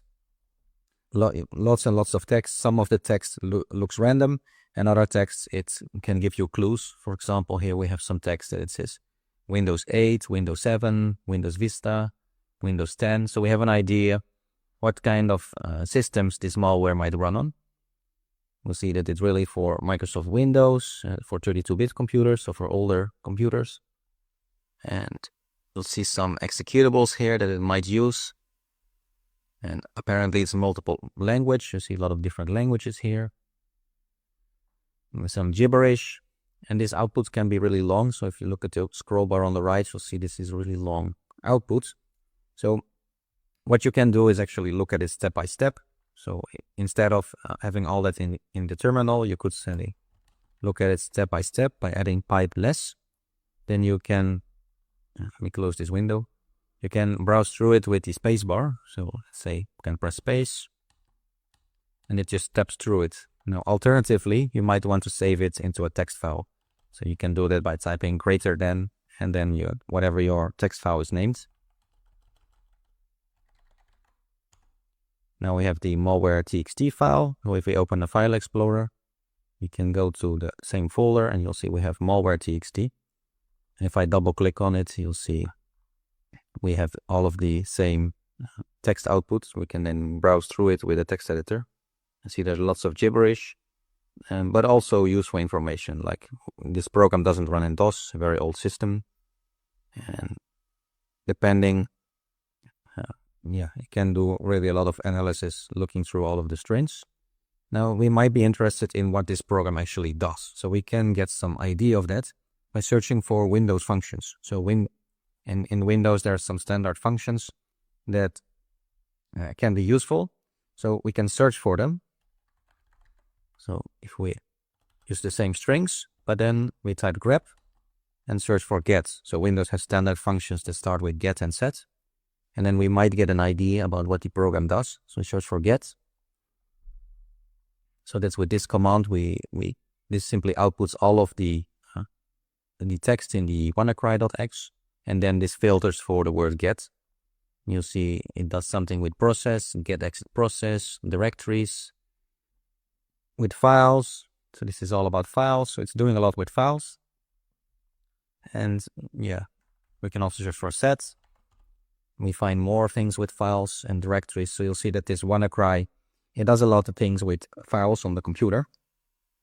And in this way, we can also search inside the text file, inside for specific strings. For example, maybe we search for cryptography, and you'll see they're using cryptography from Microsoft. And it can be a good way. So by typing, searching for get, you can get some idea about which Windows functions or common Windows functions it might be using. So in this case, it's doing a lot with files. So far, we did some analysis. Now, every file has a unique fingerprint. Just like your fingers have a unique fingerprint, files have a digital fingerprint. And we can calculate that. It's called a hash, a digital fingerprint, by typing MD5 sum with the malware file name. That creates a unique fingerprint that we can then use to search online. For example, if we go to the website virustotal.com, we can search for that fingerprint. I click go to search. We can search that fingerprint, paste it in, and you'll see this is a malicious program. And this is like, checks all the virus scanner databases. So we see many different virus scanner databases, and most of them detect this malware. So you'll see 68 of 72 detected this malware. And yeah, you'll see here WannaCry, that's exactly the malware we're analyzing. So we found that using the hash. So by typing MD5 sum, it calculates a digital fingerprint for a file. Now this is a unique fingerprint. So if we try it with another file, so let's say we try the fingerprint of this file.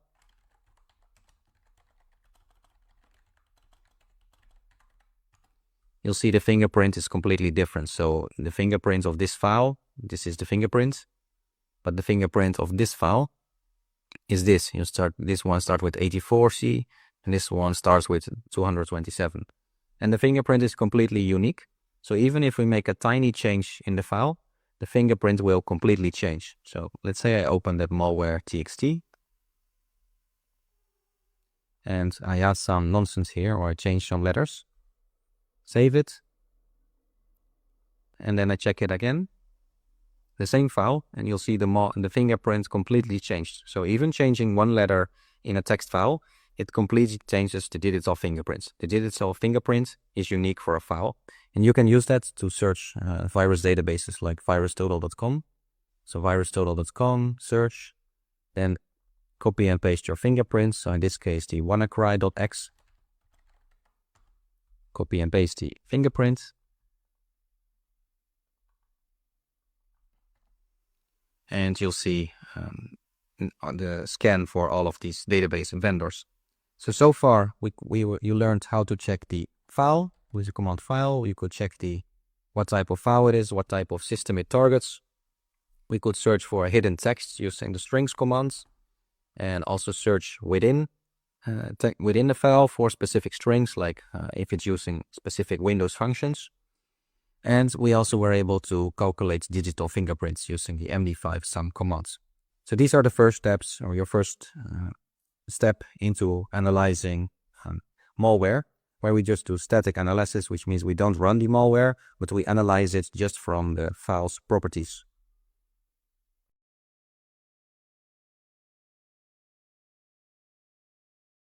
We have malware.txt, WannaCry.x, and WannaCry2.x, and it might be others as well. So in this video, we're going to talk about fingerprinting malware. So every file has a unique fingerprint. This fingerprint is often called a hash. So just like a person can have a unique fingerprint, a file has a unique fingerprint. That's completely unique to the file. If the file changes, the fingerprint changes. And so we'll take a look at this WannaCry.x and calculate the fingerprint, or the hash, we're gonna right click here, open terminal, and we're immediately in the same folder, right at pwd. You'll see I'm in home Kali downloads. And if I do the same and double click here, you see home Kali downloads, the same folder. Now, the fingerprints, it's unique for a file, and they can also group. If multiple files have exactly the same data, it will be the same file, because the fingerprint is calculated using the contents of the file. So if the content changes of the file, the fingerprint changes. So there are different types of fingerprints, and there's the MD5 fingerprint. You can calculate it like this, and now we have the fingerprint of this file. Now, every fingerprint is unique, so if we try it with another file, you'll see it has a completely different fingerprint. The values and the numbers are completely different.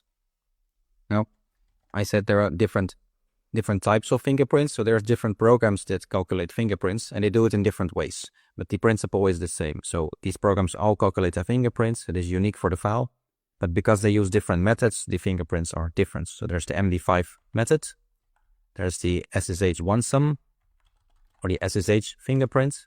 So because they use a different method, the fingerprint looks different than the MD5 fingerprint. But it's the same file, it's just another way to express it. Just like you can express a distance in kilometers and miles, you can express a fingerprint in different ways. So there are variations of that, but they're all unique fingerprints. So you can think of them as the first one is kilometers, then miles, and then, I don't know, light years.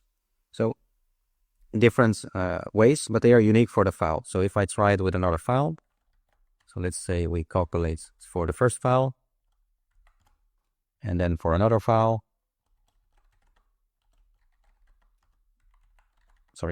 and for another file, you'll see those fingerprints are unique. If I run it again, you'll see it's the same fingerprint. It doesn't change with time because it's only based on the contents of the file. So changing, so it doesn't matter what time you run it, the fingerprint is always going to be the same if the content of the file is the same. So with the fingerprints, you can identify malware. So if a program has exactly the same fingerprints, you'll know that it's malicious software. If the program is malicious and it has the same fingerprint as another file, it's exactly the same, then you know it's that malware. And you can easily browse a database with it as well. So if you copy this fingerprint and go to an online virus database like virustotal.com, you can then search with that fingerprint in the database. We click here on virustotal.com search, I paste the fingerprint, press enter, and you'll see now we search this virus database, and for many security companies databases, so these are all databases from different companies, it detects that it's malicious software. So almost all of them detect it. You'll see 4 of them don't detect it, but all the others do.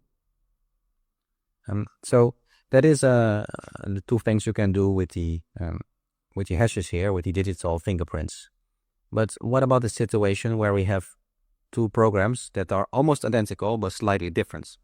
If the program is slightly different, even 1 letter, the digital signature completely changes. So let's say we create a file. Say we create this file, hello.txt, and then we make 1 change. Let's say we change 1 letter,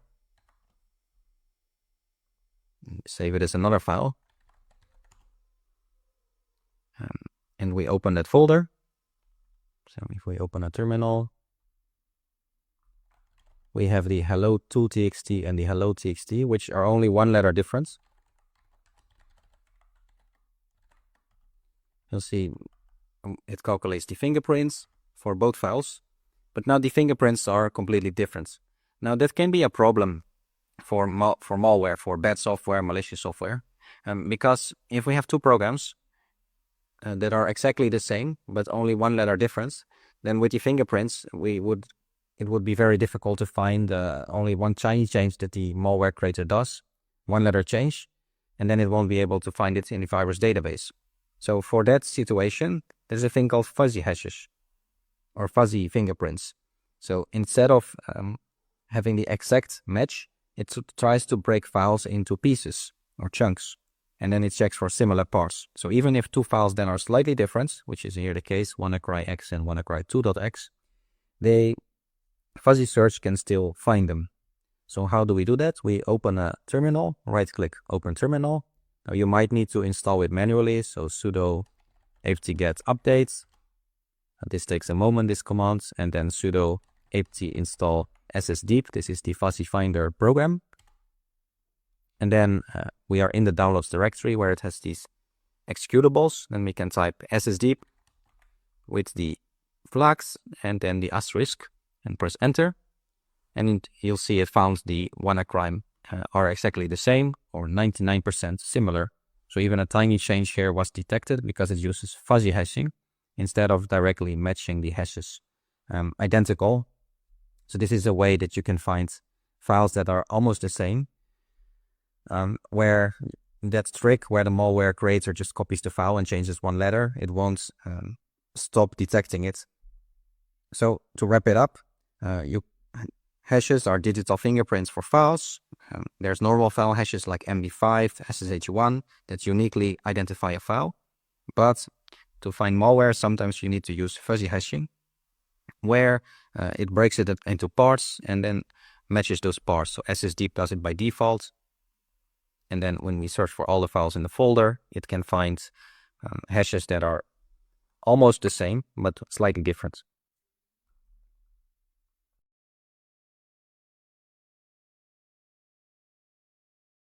We can get more information from a file. In this case, we have the WannaCry.x. Any executable on Windows has a PE header, portable execution header. It's some region of the file on top that provides information about the executable. So we can open a terminal, update the system. Update the system. And then once it's updated, you can install a program called readPE. And with that program, we can read the PE header that's part of any executable. So going to the downloads folder. First, I'll check that this is indeed a Windows executable. And let's see, I'm in the wrong folder. I'll go to the desktop folder. And you'll see this is a Microsoft Windows executable. And now we can use the command readPE with WannaCry.x.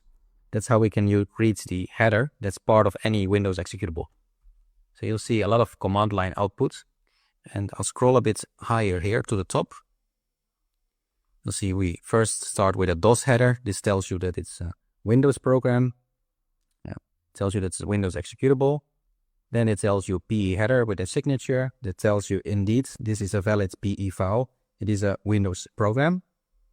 Next we have the file header, which is very useful because it tells you which machine does it run on. Is it made for 64-bit, 32-bit, something else?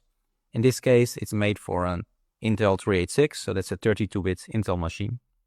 And with the machine header, you can see what system it's designed for. It also shows you a number of sections. So in this case, 4 sections. It tells you when it was created. So this is quite an old malware.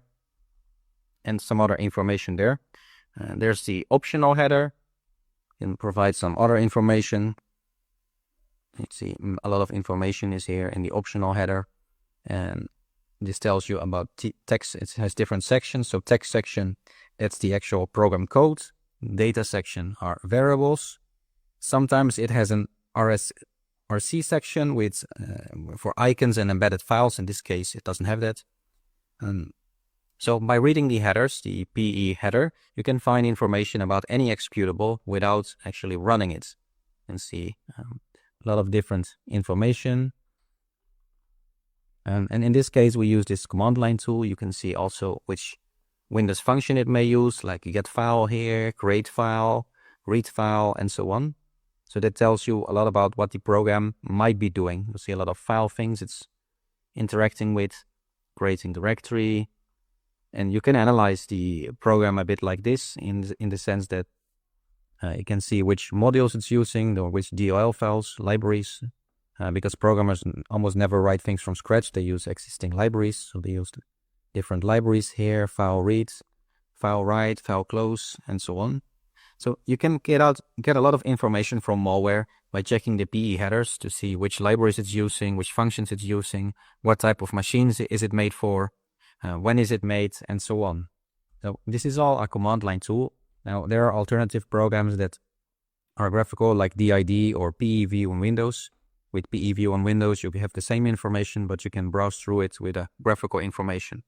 So by reading the PE headers, you can learn is it meant for 32-bit systems, 64 bits? What kind of suspicious things might it be doing? What kind of machine is made for? So by reading this, it can really help you. Now, always analyze in a secure environment. You don't want to do it on your actual system. Like if you're using Windows, you don't want to do this on Windows directly, but in a safe environment. So in this case, I'm using a Kali Live inside a virtual machine. You see, it's inside a virtual machine. It's not running in my actual computer. So when you analyze malware, you want to be, of course, careful that it doesn't run on your real computer.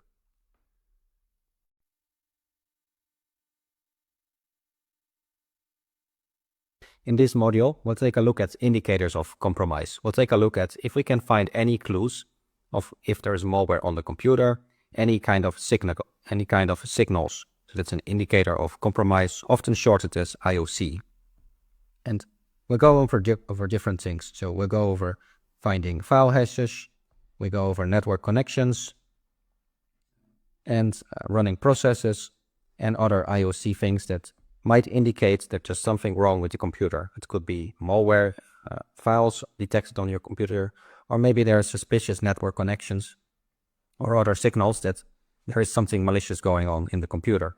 So in this series, we'll be using PowerShell, Windows PowerShell. So if I click here and search for PowerShell, you have this program that's included by default on Windows, Windows PowerShell, list on newer versions of Windows, so Windows 11, Windows 10, and newer versions of Windows. And you might want to run it as administrator because some commands, they only run as administrator. However, it is not necessarily for all of the commands. Some of the commands will work in the regular Windows PowerShell, but you might want to run it as administrator to make sure that all of the commands work. So using the command line interface, we can find out a lot about the computer, about files, about network connections, about processes, and other information that can be useful for figuring out if the computer has been hacked or if it's been running malware. So it can be really useful to know PowerShell.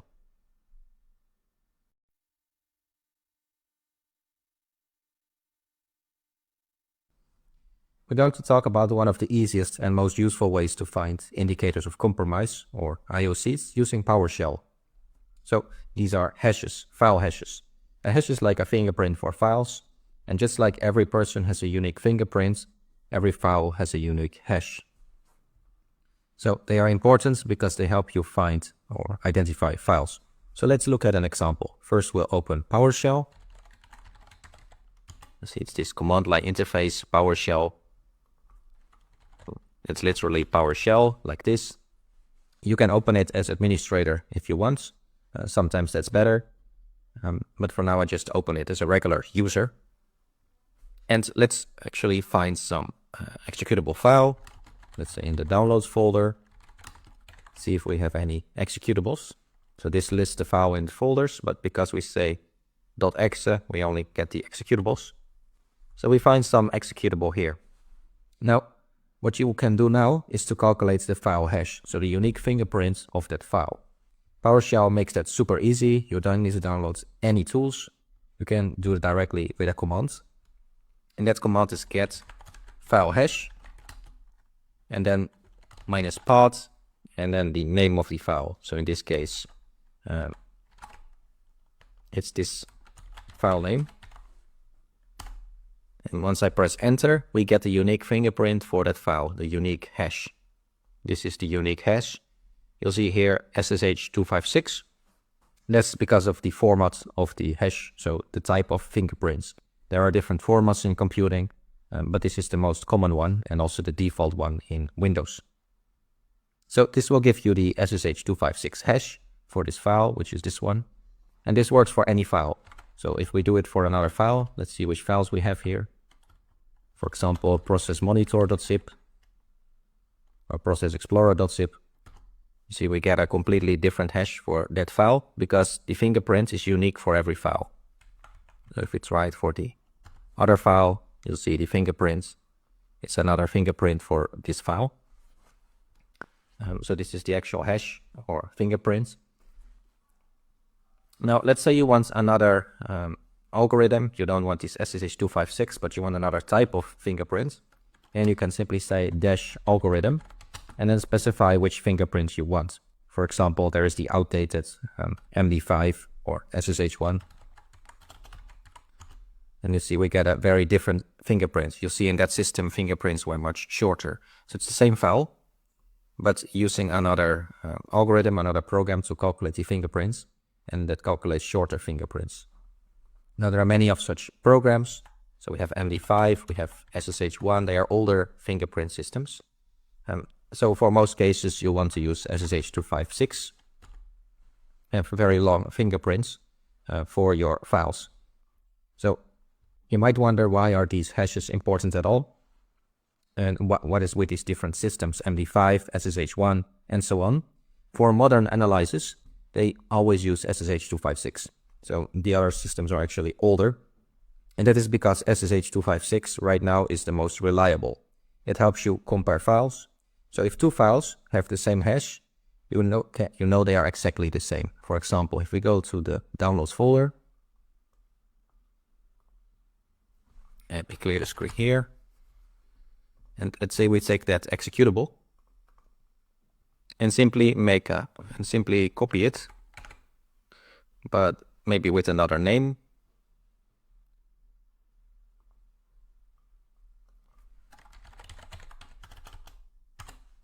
Let's just name it sample.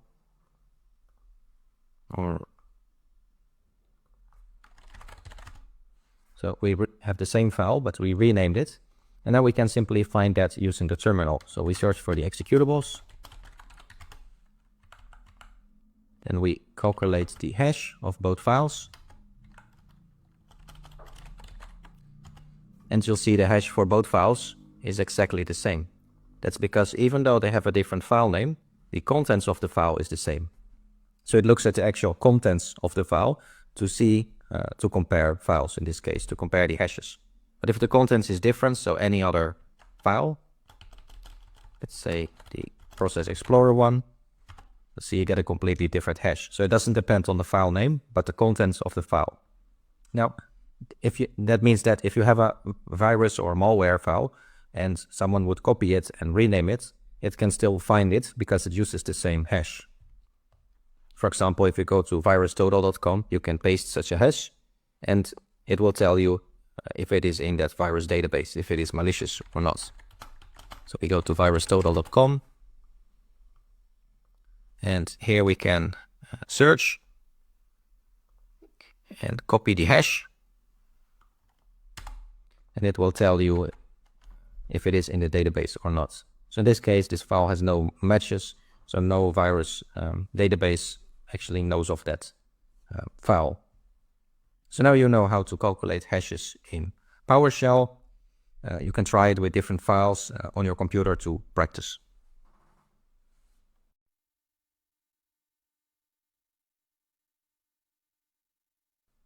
We'll take a look at how to analyze file metadata using PowerShell. So file metadata, it's data like timestamps, import exports, and other important clues about the origin and the behavior of the file.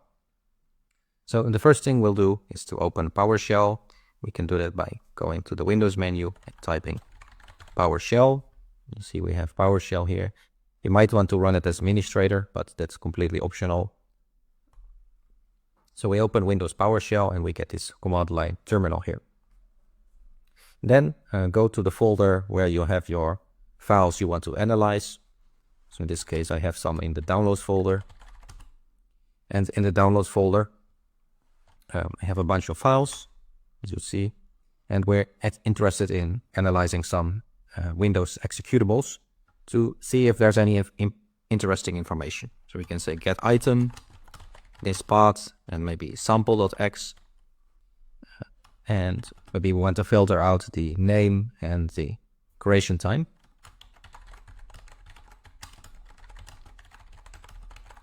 And and it presents you immediately.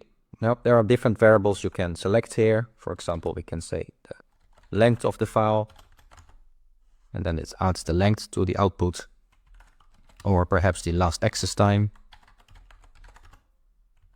and also the last write time. So depending on which variables do you want to show, and you'll see that it also does it in the same order that we tell it to. So it's name, creation time, length, because the order is the same. You can change that order, of course, if you want. So for example, maybe you want to see the length first, and now it shows you length first of all, and then the other information. So we have some metadata about this file. This works for any file. Now, it could be that there's suspicious information here, like a date that is too much in the past, or maybe a very small file. So let's say we pick another file.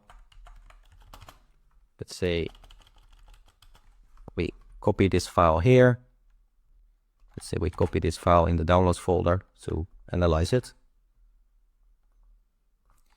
So we analyze this file, and you'll see the differences between the two files. So this file is a lot larger than the previous file, has different information about when it was created, and this depends on every file.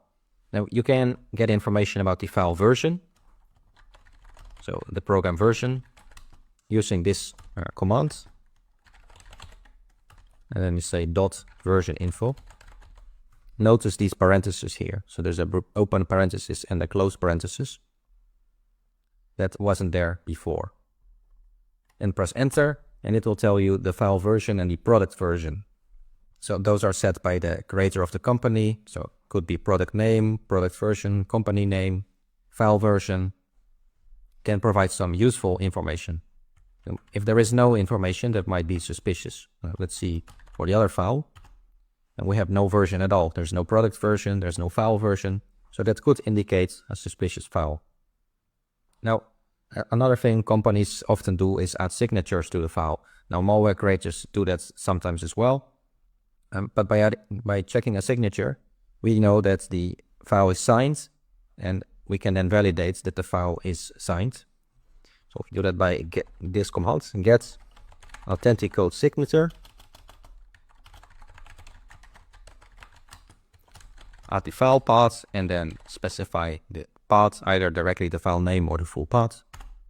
And you'll see this file is signed. You'll see the signer, the certificate has been used to sign, and it's a valid signature. Now, what if we do it with the other file? We can see that this is not signed and it doesn't have a signature certificate. So that might indicate, or that might be an indication that it's suspicious. So you might wonder, why is this metadata important at all? So timestamps that we got before, with this command, we got some timestamps. And that information is important because it helps you to understand when the file was created and modified. The version information that we got with this command, it can tell you if the file is known software or perhaps malware. And the digital signature helps to verify the file's authenticity. So extracting metadata, it can help you to analyze malware or to find suspicious files quickly. For example, maybe the file was created in 1990s, so that's either very old software or a very suspicious file. And likewise, maybe if there's no version name and no product version, that could also indicate something suspicious. So they're just indicators of compromise. It doesn't have to mean that it is malicious, but it is an indicator.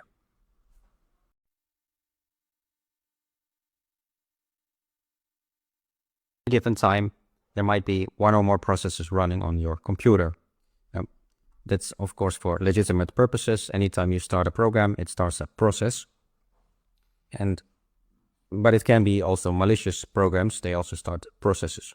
So we can analyze the process behavior and then find indicators of compromise to find malware.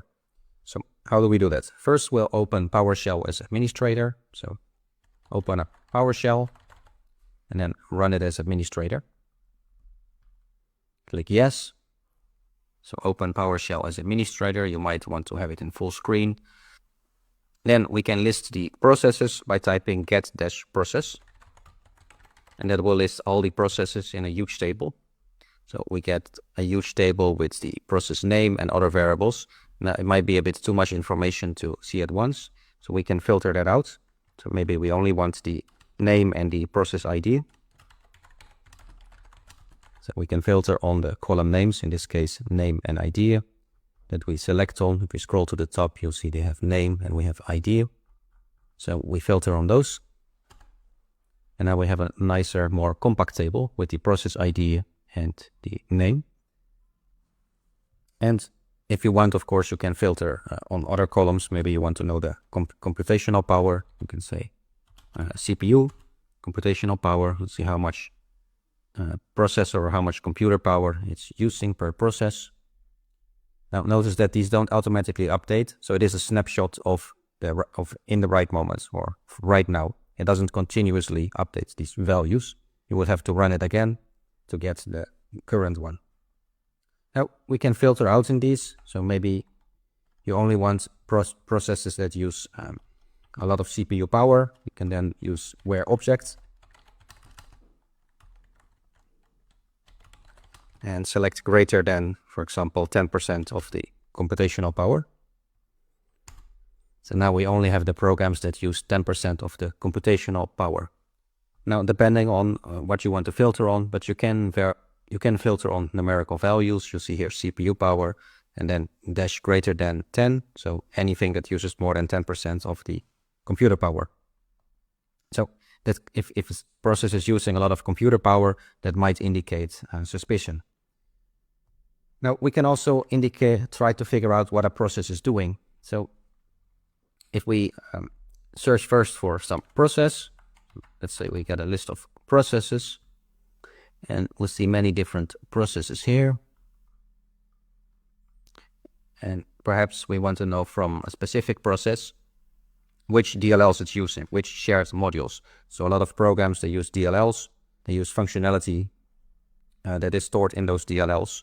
For example, opening a new window or a button click or anything with internet, they use those standard DLLs of Windows because it saves a lot of programming time and because it's just easier. So let's say you have some program and you want to know which DLLs it's using. Now, for this to work, it has to run as administrator in the PowerShell. So make sure to do this if you start PowerShell, to run it as administrator before. Otherwise, it will give some permission error. So what we can do, if you pick some process, you can type get -process -ID and then the ID of the process. So for example, let's say we want to know about Edge here. So 1780, and we can type 1780, and we can filter then the DLLs it's using. So select object, expand property, and then type modules. So with this command, it will tell you all the DLLs the MS-Edge is using. So we'll see all the DLLs, which can give you some idea about what the program is trying to do. So if we know what these DLLs are for, we have some idea about what this program can do. Now, if you want to stop a malicious process, you can do that with the command line as well. So if we first list all the processes, so we have a lot of different processes, and let's say we start some process here. Let's say we start Notepad or something like that. So suppose this is a malicious process. We can then filter or search for it here. We'll find Notepad with ID 1620. So we can say stop-process -ID, and let's make it smaller, this window. So we have Notepad on the right. So then the ID was 1612, I think, 1620. And we force it, so -force. And you see that force stopping that process. Now, in this case, it's just a legitimate process, so it doesn't really matter that it's stopped. But if it could be a malicious process that you can stop that way. So observing processing behavior is important. You can detect malicious processes or resource-heavy processes that might indicate malware. And so with these commands, you can try to figure out what is going on your system and try to find out if there's anything suspicious going on.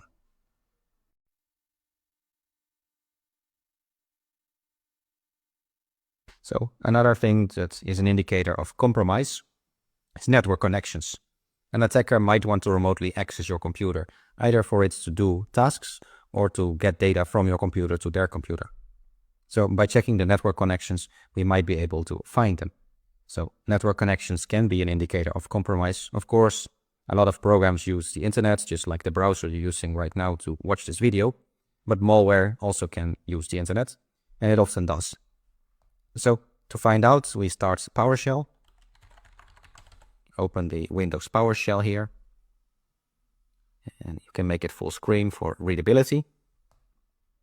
And let's get started. So let's actually get the active network connections. So to do that, we can use a built-in command, get-net TCP connection. So that's spelled like this. Notice that the TCP are in uppercase capital and the rest are in camel case.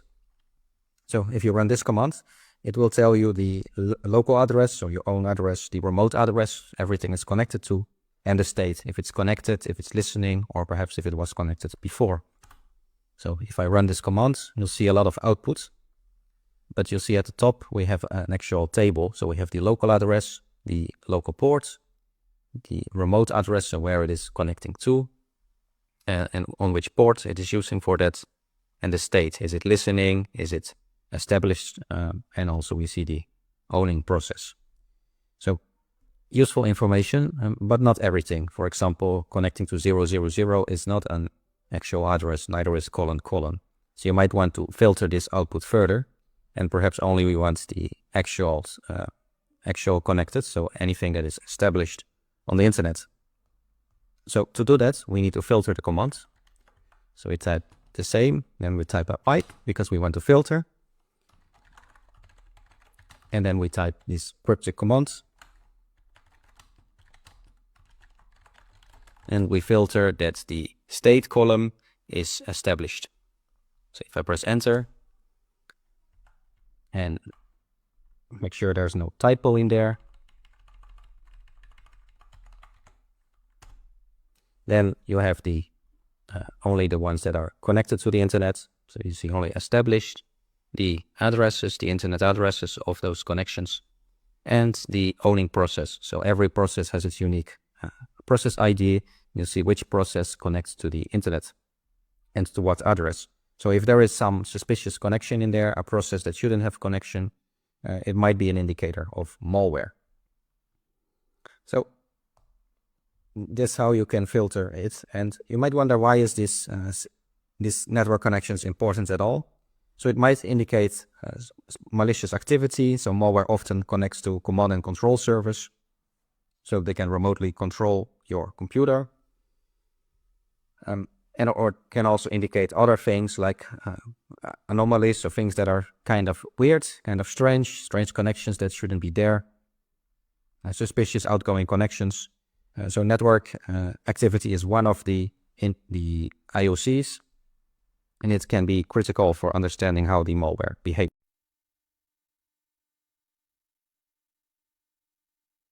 Malware, once downloaded on the computer, and if a user runs it, the creator of the malware wants that malware stays on the computer. So one of the ways they keep the malware on the computer is using scheduled tasks. So they often add their own task, their own malware, as a scheduled task to the computer, so that if the user restarts the computer, the malware is still running. So how can we check for any of that? Well, we can open the PowerShell, and then run it as administrator.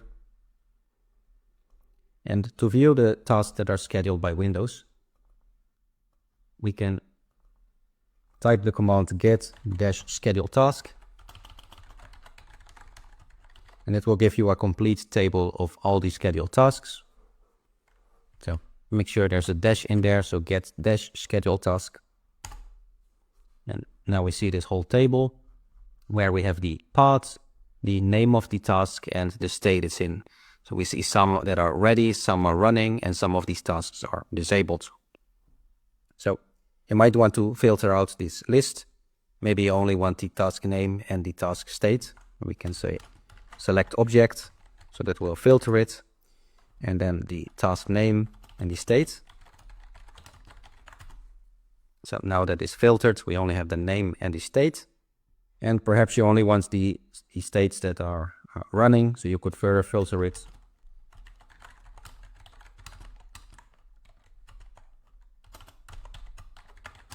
So if the state column is equal to running.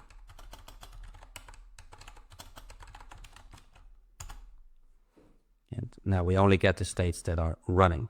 So you might wonder, why is this important, these tasks? So because malware usually creates its own task, or often creates its own task, that makes sure that if you restart the computer or turn your computer off and then turn it back on, the malware is running again. So they do that by adding itself as a task to the computer. And it can also be that there's some tasks running without the user knowledge. So it can be an indicator of malware if you have some tasks in there that are suspicious. It can be an indicator of compromise.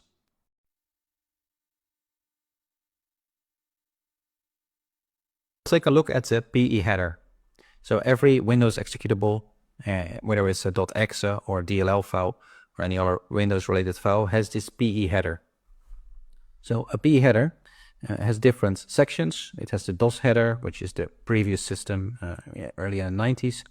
It has the PE header, which can tell you a lot of information about the software. So if it is malicious, it will tell you which functions it's using, which modules it's using, and other useful information like creation date. What machine is it for? Is it for an Intel 32 processor, 64-bit processor? Is it for ARM processor or something else? And you'll also be able to explore different sections. So every Windows executable has that. For example, if I open this Windows executable here with PE view, you'll see we have those sections. So we have the DOS header that corresponds to this. We have the DOS stop or DOS stop. We have the PE header or the NT header that has all the information. So you'll see the PE header is sometimes called NT header from Windows NT. And we have different sections that are shown below. So every Windows program has this format, and we'll take a dive into this section and you'll be able to extract information about it. So if you have a file or a Windows executable, you'll learn how to, what this program does, if it is malicious or not, what kind of activities or behavior you can expect from the application, simply by analyzing the PE header.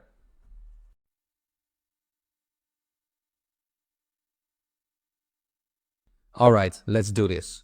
You've got a suspicious file, app.x.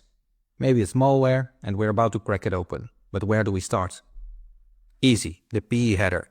This is like the instruction manual inside every .x file, every Windows application.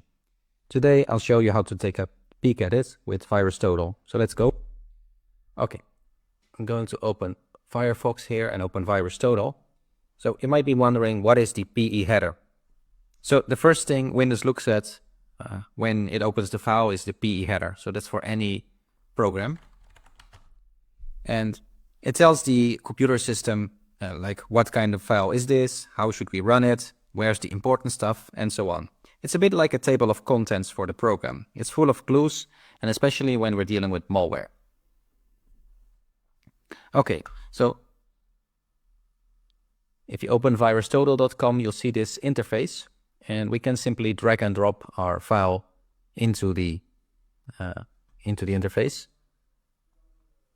So it will take a moment, then we can go to details, and if we scroll down, so click on details, scroll down, and you'll see information from the PE header, or the portable executable info, which is the Windows executable header, the table of contents for every Windows program. For example, here we have the compilations timestamp. That is when the file was created, or at least when it says it was created. Sometimes malware fakes that, but more or less when it was created. There's the target machine. Is it made for a 32-bit computer, a 64-bit computer, maybe an ARM processor or something else? So what type of computer does this program run on? You'll see entry points. This is where the program starts running. So it's like the file saying start here. That's where if it's malware, it actually starts there. You have a bunch of sections. So every program has different sections. So you have the .text where the code lives. You have .data, stores variables and other data. iData holds important information. So each section has a different job. If you scroll down, you'll also see imports. So this is very, very useful when doing malware analysis. So it shows you which DLL files it's using. In this case, it's kernel32.dll and urlmon.dll. And these are like building blocks for applications. So they consist of different functions that an application uses. Usually they are Windows DLLs. And these are like libraries or building blocks that have different functions. For example, kernel32, it has these functions that they can then use in the malware or in the program. If we click on the next one, you'll see this in this module, it actually downloads some file to the computer, URL download to file. So that might be very suspicious. It might be a program that shouldn't download the file. But we can more or less get an idea about the behavior of the application by looking at all the imports. So here we can see, okay, it wants to exit some process, get the time, has some waiting, nothing all suspicious in itself. But why would this program download a file from a website, from a URL?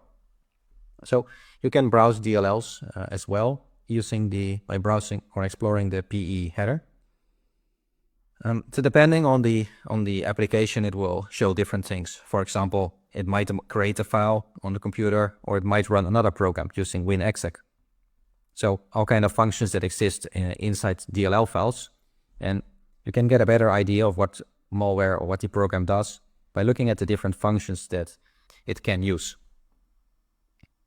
Okay, so the PE header is like a treasure map.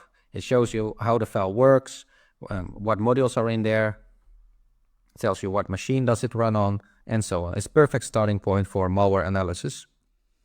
And it gives you important clues. The compilation timestamp, so when it's made, the sections. Sometimes there's a lot of sections, which is suspicious. Usually there's like 4 to 6 sections. If there's more than 10, it's definitely suspicious. You see information about the imports and other things. So this is an easy tool that works on any system, the virustotal.com website. You can simply drag and drop the application, and then in details, PE header, you can find information about the PE header and browse the functions that it's using and the DLLs. And it also gives you some information about different virus vendors. So this file is now actually scanned by 72 different virus vendors, and they will give their opinion whether it's safe or not safe. So if you scroll down this list, you'll see most of them tell that this is malware, but not all of them. So if you scroll down further, you'll see some of them, they don't consider it malware, but it depends on the virus vendor. So virustotal.com is also good for generally scanning files, but you can use it as a starting point to explore PE headers.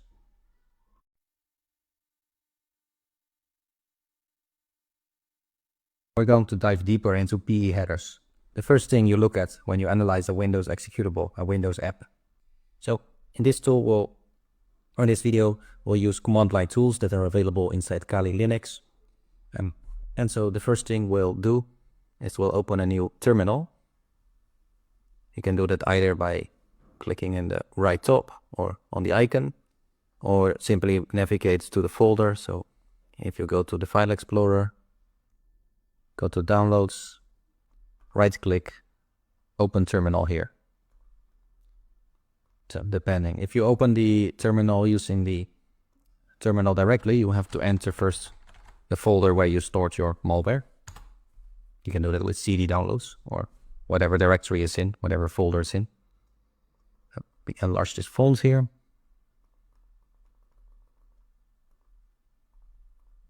Okay, so now we are in the downloads folder. And what we can do is run a tool called exiftool. So exiftool is a simple tool that extracts basic metadata from any file. So it doesn't give you the full PE header, but it's quick it gives you quick details like file size, timestamp, and more. So to use exiftool, you simply type exiftool with the name of the file, in this case app.x. And while we're at it, let's make this window larger. Press enter, and we get information about the program. So we have, for example, the file type we know now that this is for a Windows application, a 32-bit Windows application. It's an executable, .exe. That means an application that can run. We know the file size. Let's see here, file size 4.6 kilobytes. Some general information about file modification. For the machine type, so what kind of machine does it run on? So this runs on Intel machines. And some other timestamps. So it gives you some general information about the file. You'll see also the subsystem. So what does it run on? Is it a graphical application? Is it command line? So this is a command line Windows application. And it gives you some general information. Now, it can be quite helpful. The EXIF tool, it can give you some general information about a file, about an application quickly.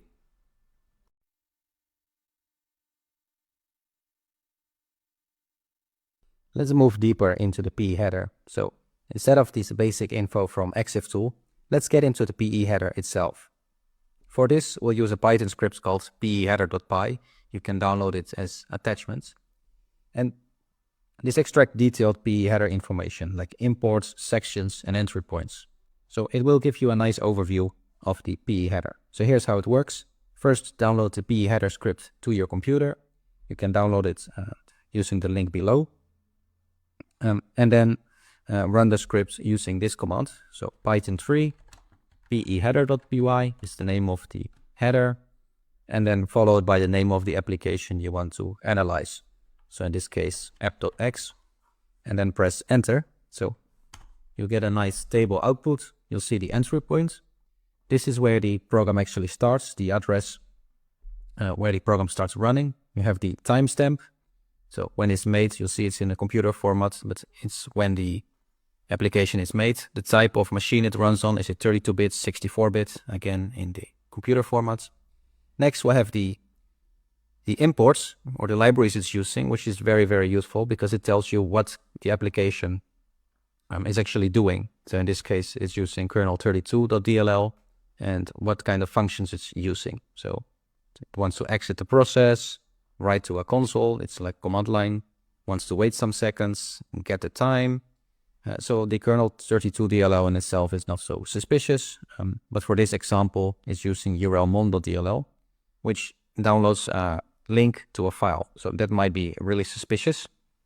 Now, of course, it depends on what kind of program you analyze, but all programs they use, or almost all programs, they use DLL files with certain functions. Because nobody writes a program from zero, they will use building blocks from existing software because it saves them a lot of time. So you also find some information about sections, and like the .text for code, you'll find the .data section for data, and something for imports as well. So to see which sections exist, if there's many sections, that is also suspicious. So from this analysis, we can tell that which DLL files it's using, which functions it might be using, so what is the kind of behavior it might do, and some more general information like the type of machine, timestamp, and so on. So why is this useful for malware analysis? Well, when you understand the PE header, it's key to understanding Windows malware. And you take a look at entry points, sections, and imports, you can get an idea of how the program works based on all the external resources it needs, and even where it might be hiding malicious codes. So EXIF tool is great for getting some metadata, but it doesn't give you the full picture, because when we use this tool, peheader.py, we can actually find out which libraries it's using, which building blocks, and also what are all the functions that it is available to that program. So in this case, we know this program is downloading a file, and also that it has some waiting time, but it depends on the program. So we can kind of try to figure out the behavior. For example, if it might be starting other programs that could be suspicious, or if it starts recording the microphone, it might be using a function for that. So we covered these two powerful tools, the EXIF tool and the PE header, to get a deeper look into the PE header directly on your computer, on the command line. So depending on your preferences, if you prefer to use the command line or GUI, you could use VirusTotal to look at the imports, or vice versa. You could use the command line to get a quick look at the imports. So with these tools, we can detect suspicious behavior and analyze malware simply by looking at the PE header.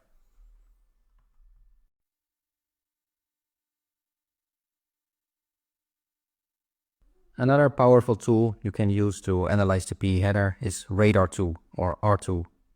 And you can use this to analyze the PE header of any Windows executable, whether that's a .exe, a DLL file, or any other Windows executable formats.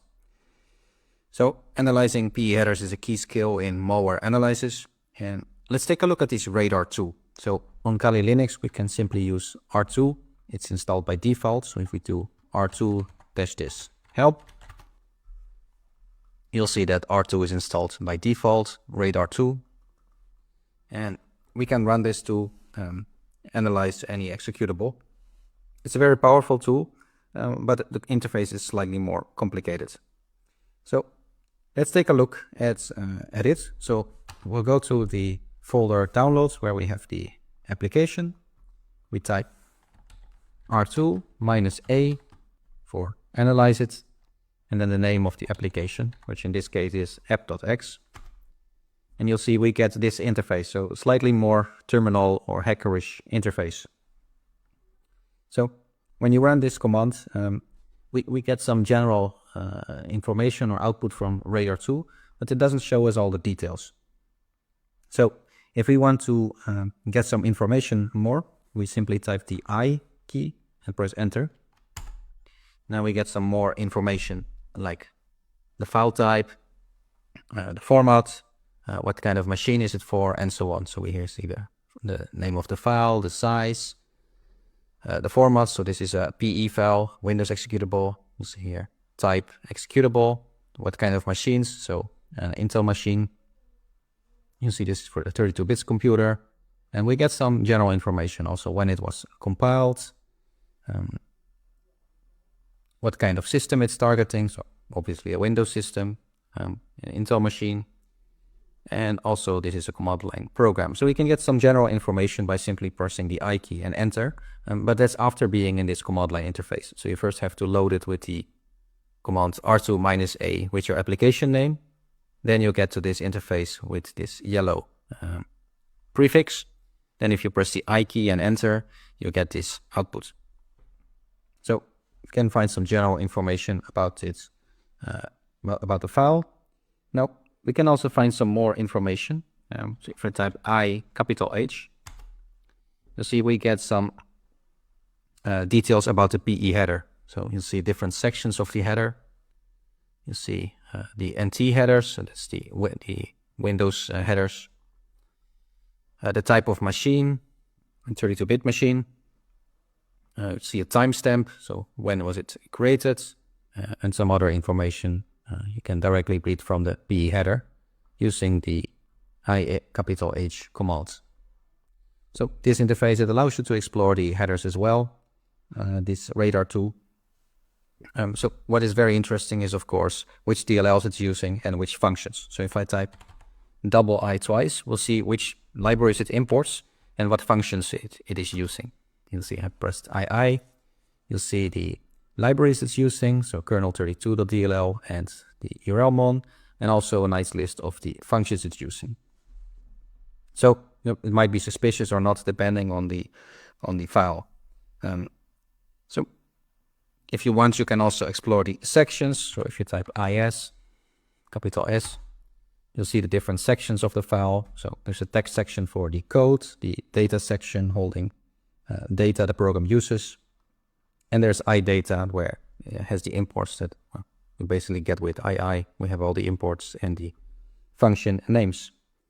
So Radar2 is also quite a useful tool and is installed by default. So unlike the pheader.py that you have to download manually, Radar2 is installed by default in Kali, and it's available also in the packages. So if it's not installed, you can install it with the apt command or apt command. It's quite a nice tool. And yeah, basically there are different tools to look at the PE header. This is one of them. Has a bit more of a hackerish interface, but it works well and out of the box. So quite a powerful tool once you get the hang of it.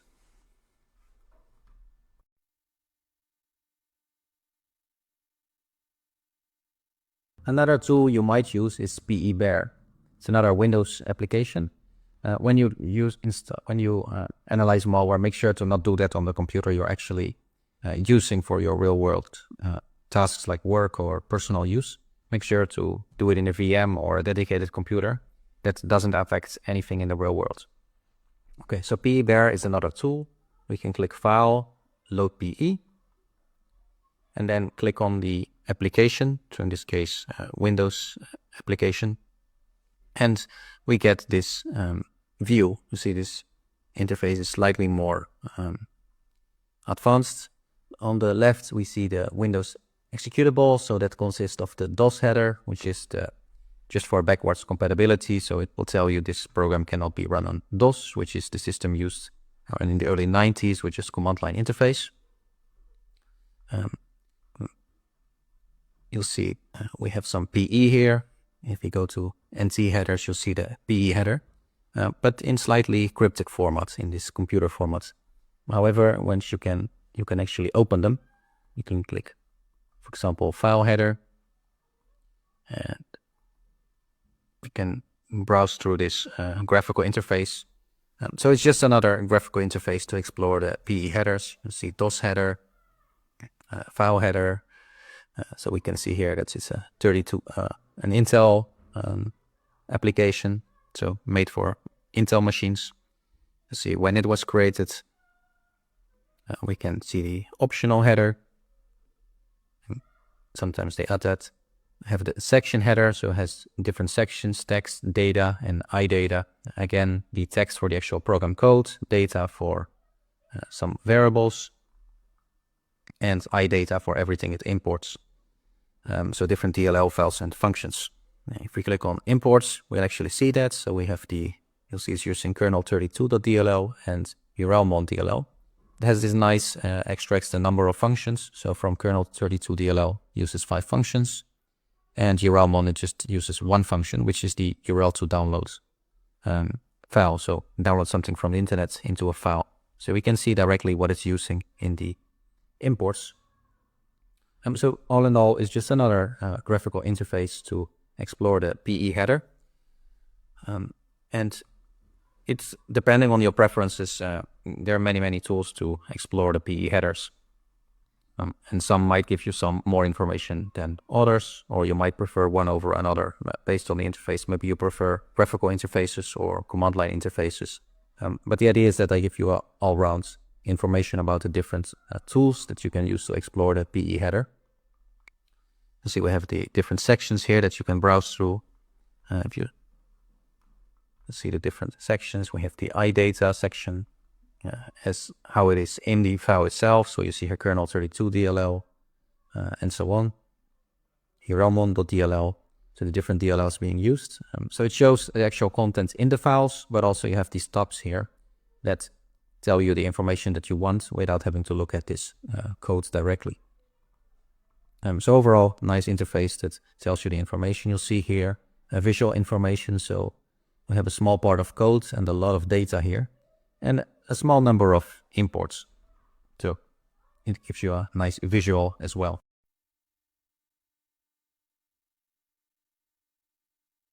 Look at the different sections. Every PE file has different sections, besides the general information like what machine does it run on, when was it created, and so on.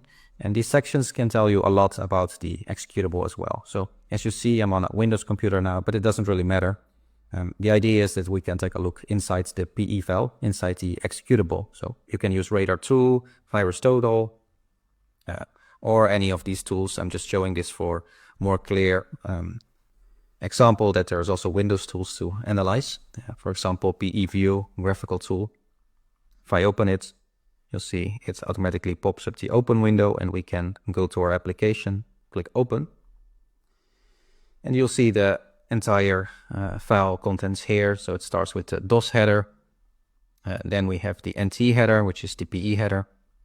We can actually open this and see some general information. So which machine does it run on, when was it created, and some general information. Now, every Windows executable will have some sections. So you see here, I have a section for text, data, iData. Now, these sections are flexible, so some programs might have more sections than others. But there should be always less than 10 sections. If it has more than 10 sections or even more than 8, the program should be considered as suspicious. So these are common sections, and they serve different purposes. So the text section contains the executable code of the program. So the actual program code is there, the things that the machine or the computer has to do. So this is actually executed. Let's see if we read it. It doesn't make much sense. It's all computer code. Then we have the data section. So the data section holds the program's data. So initialized data for the application to use. Let's see if we scroll down, this must be some text art. You'll see there's some text strings that you can find. This is also where strings comes from. And when you run the command, and it will extract all of the text. So you'll see in this case, we figured out that this program is a test file and has some message in there and some general stuff, some website name. So you might find some things in the data section, but the most interesting one is iData. So this section stores the import information, like which APIs it's using or which DLL files, which building blocks. That contains many different functions. For example, it's using kernel 32 DLL for this file. You can see it here, kernel 32 DLL, and then some functions that are being used by this function. And you'll see the different DLLs. So this one is also using urlmon.dll with the function. Now, of course, this completely depends on which executable you have. So they might have different imports, different DLL files, and different sections. So if the program has no sections at all, that would be really suspicious. But also if it has a lot, if it has more than 8 sections, that is suspicious. For example, maybe it has 30 sections, then you know something really fishy is going on. But also based on the behavior. So this format is not the ideal format to read, but from this we can already see that this program wants to download something. You'll see here URL download to file. So we know this program wants to download something from the internet to a file, which might be very suspicious if it is a random program. So these are, in this case, these sections. There are some optional sections. So sometimes there's iData, if APIs use some data. There's NData for initialized data, RSRC. So sometimes you'll find images, icons, and other UI elements inside the executable, inside an RSRC section. But for this application, we don't have that. We could open another application to just take a look. So let's say we go to the computer. Let's say program files and find some other application. Let's say this application, and you'll see this application has different sections, the text section, data, iData, but also RSRC. And this is where different icons are stored. So if I open this, you'll see many different icons in there, stored in the computer format. So a lot of icons. So depending on the applications, if there's no icons or RSRC section, it might be suspicious because it means there is no graphics in the program. And that it might be suspicious in itself, but it depends. Maybe the program has to be command line only without graphics. But anyway, that section is where that's stored. There's the relog section, stores relocation information. So when the program is loaded, it might adjust memory addresses. We have the iData, so this will tell you different functions and imports. See here we have kernel 32 DLL again, and different functions. Again, this is not the best way to read it, but just to show that it's there inside the section. And we have the data with all the variables, in this case not very much, and the actual program code.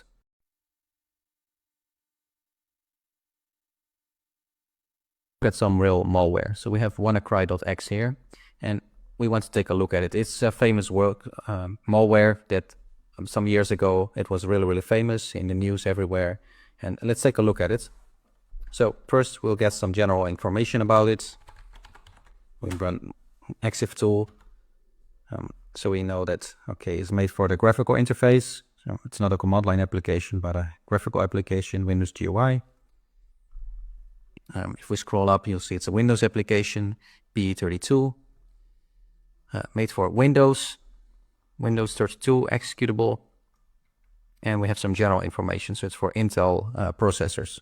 So if you at the time had an ARM processor, this malware wouldn't affect it. And you see some other general information. Now, let's take a more deep look into this file. So what we could do, for example, is take a look at the strings in the file, any text that we can find in the file by typing strings, WannaCry.x, and that outputs all of the text strings in the WannaCry executable. You'll see, for example, they made it for these Windows versions. We can scroll up and you'll see many different language support, so it might be suspicious in itself. And you'll see a lot of gibberish as well. You can manually go through these strings if you want, adding less to the commands. And if you then press enter and spacebar, we could have to type strings WannaCry with less. So then you could go step by step through all the text and it finds inside the WannaCry.x inside the malware. Let's see, it's not a DOS program, that's the first line. And by pressing spacebar, you can go through all of them. So this is just general text strings. But what it can give us very useful information is looking at the PE header. So we can use any of the tools I've showed you before, for example, the Python script, and press enter. And we get some more information about the executable, about the malware. So in this case, we see it's using 2 DLL files. It's using kernel 32, so quite a standard DLL file. User 32, and actually it's using more DLL files. Another one, it wants to do things with the Windows registry that might be suspicious in itself for such a small program, and some text operations. It wants to read files, write files, close files, open files, and so on. So this gives you some general idea about what it is doing. We might use other tools. For example, we might use R2 for it.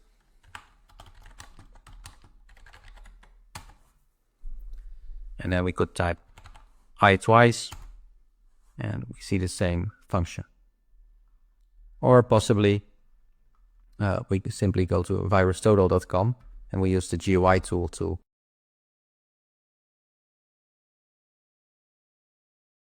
we had a malware program, WannaCry.x, and we analyzed it using command line tools. So for example, we went to the folder of the malware, we got some information like what type of file is it, what is the digital fingerprint, and so on. So all of these tools, they don't require you to run the malware. Sometimes you want to run the malware to know exactly what it's doing, but you can't do that on your own computer because then, your computer has the malware. So that's not what you want. What you can do instead is to run the malware in a sandbox, in a safe environment that doesn't affect your computer at all, that you then completely wipe. So you can set up a sandbox yourself using a virtual environment where you create a safe environment for running your malware. For example, in the virtual machine, you might do that. However, some malware, it escapes from the virtual machine. So it's not the best idea to do it, to set it up in your virtual machine, because if the malware is advanced, it gets out of your virtual machine and directly in your host computer, whether it's Windows, Mac, or Linux that you're running. So a better idea is to use an online sandbox where it's someone else's computer, right? Then it doesn't affect your computer at all. So some of these online services, they are any.run, hybrid analysis, Inteaser, and others. And so if we go to a website like hybrid analysis, we can quickly do an analysis. So we go to hybrid analysis. You see, we can drag and drop the file. That will be the slowest way to analyze it because it will analyze everything. Instead, probably people already analyzed most of the malware. So what you can do instead is to calculate the digital signature, which we did here. So we have the digital signature. I'm going to copy this and click on report search. So I move this up a bit. You see report search, and we can search by hash, by digital fingerprint. You'll see 1.1 billion database size they have. So they have a lot of malware that's already scanned. If you upload it by file, it will start doing it itself, and it might take more time. So we're going to do, because it's analyzed it in the past, we can find out different times when people analyzed this specific malware. So we can find out the information about what type of executable. You'll see this is the same output as the file. What percentage of antivirus software detects it? It's about 96%. Not all of the antivirus software detects it. Not all of them are good. They have some hashtags, so might get some information about what it's doing from the tags as well.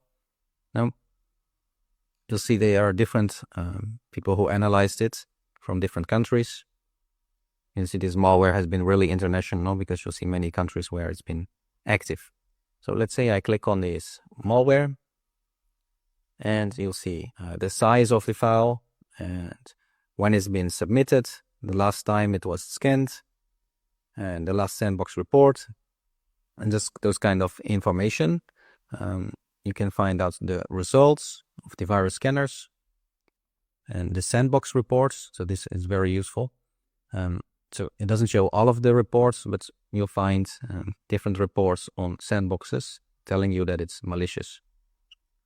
You can find out some relations and other information.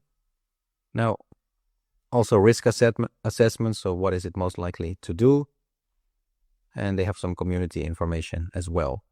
So it can be very useful to use online reports like this, or if you want, you can upload the file yourself. I'm just going to drag and drop it.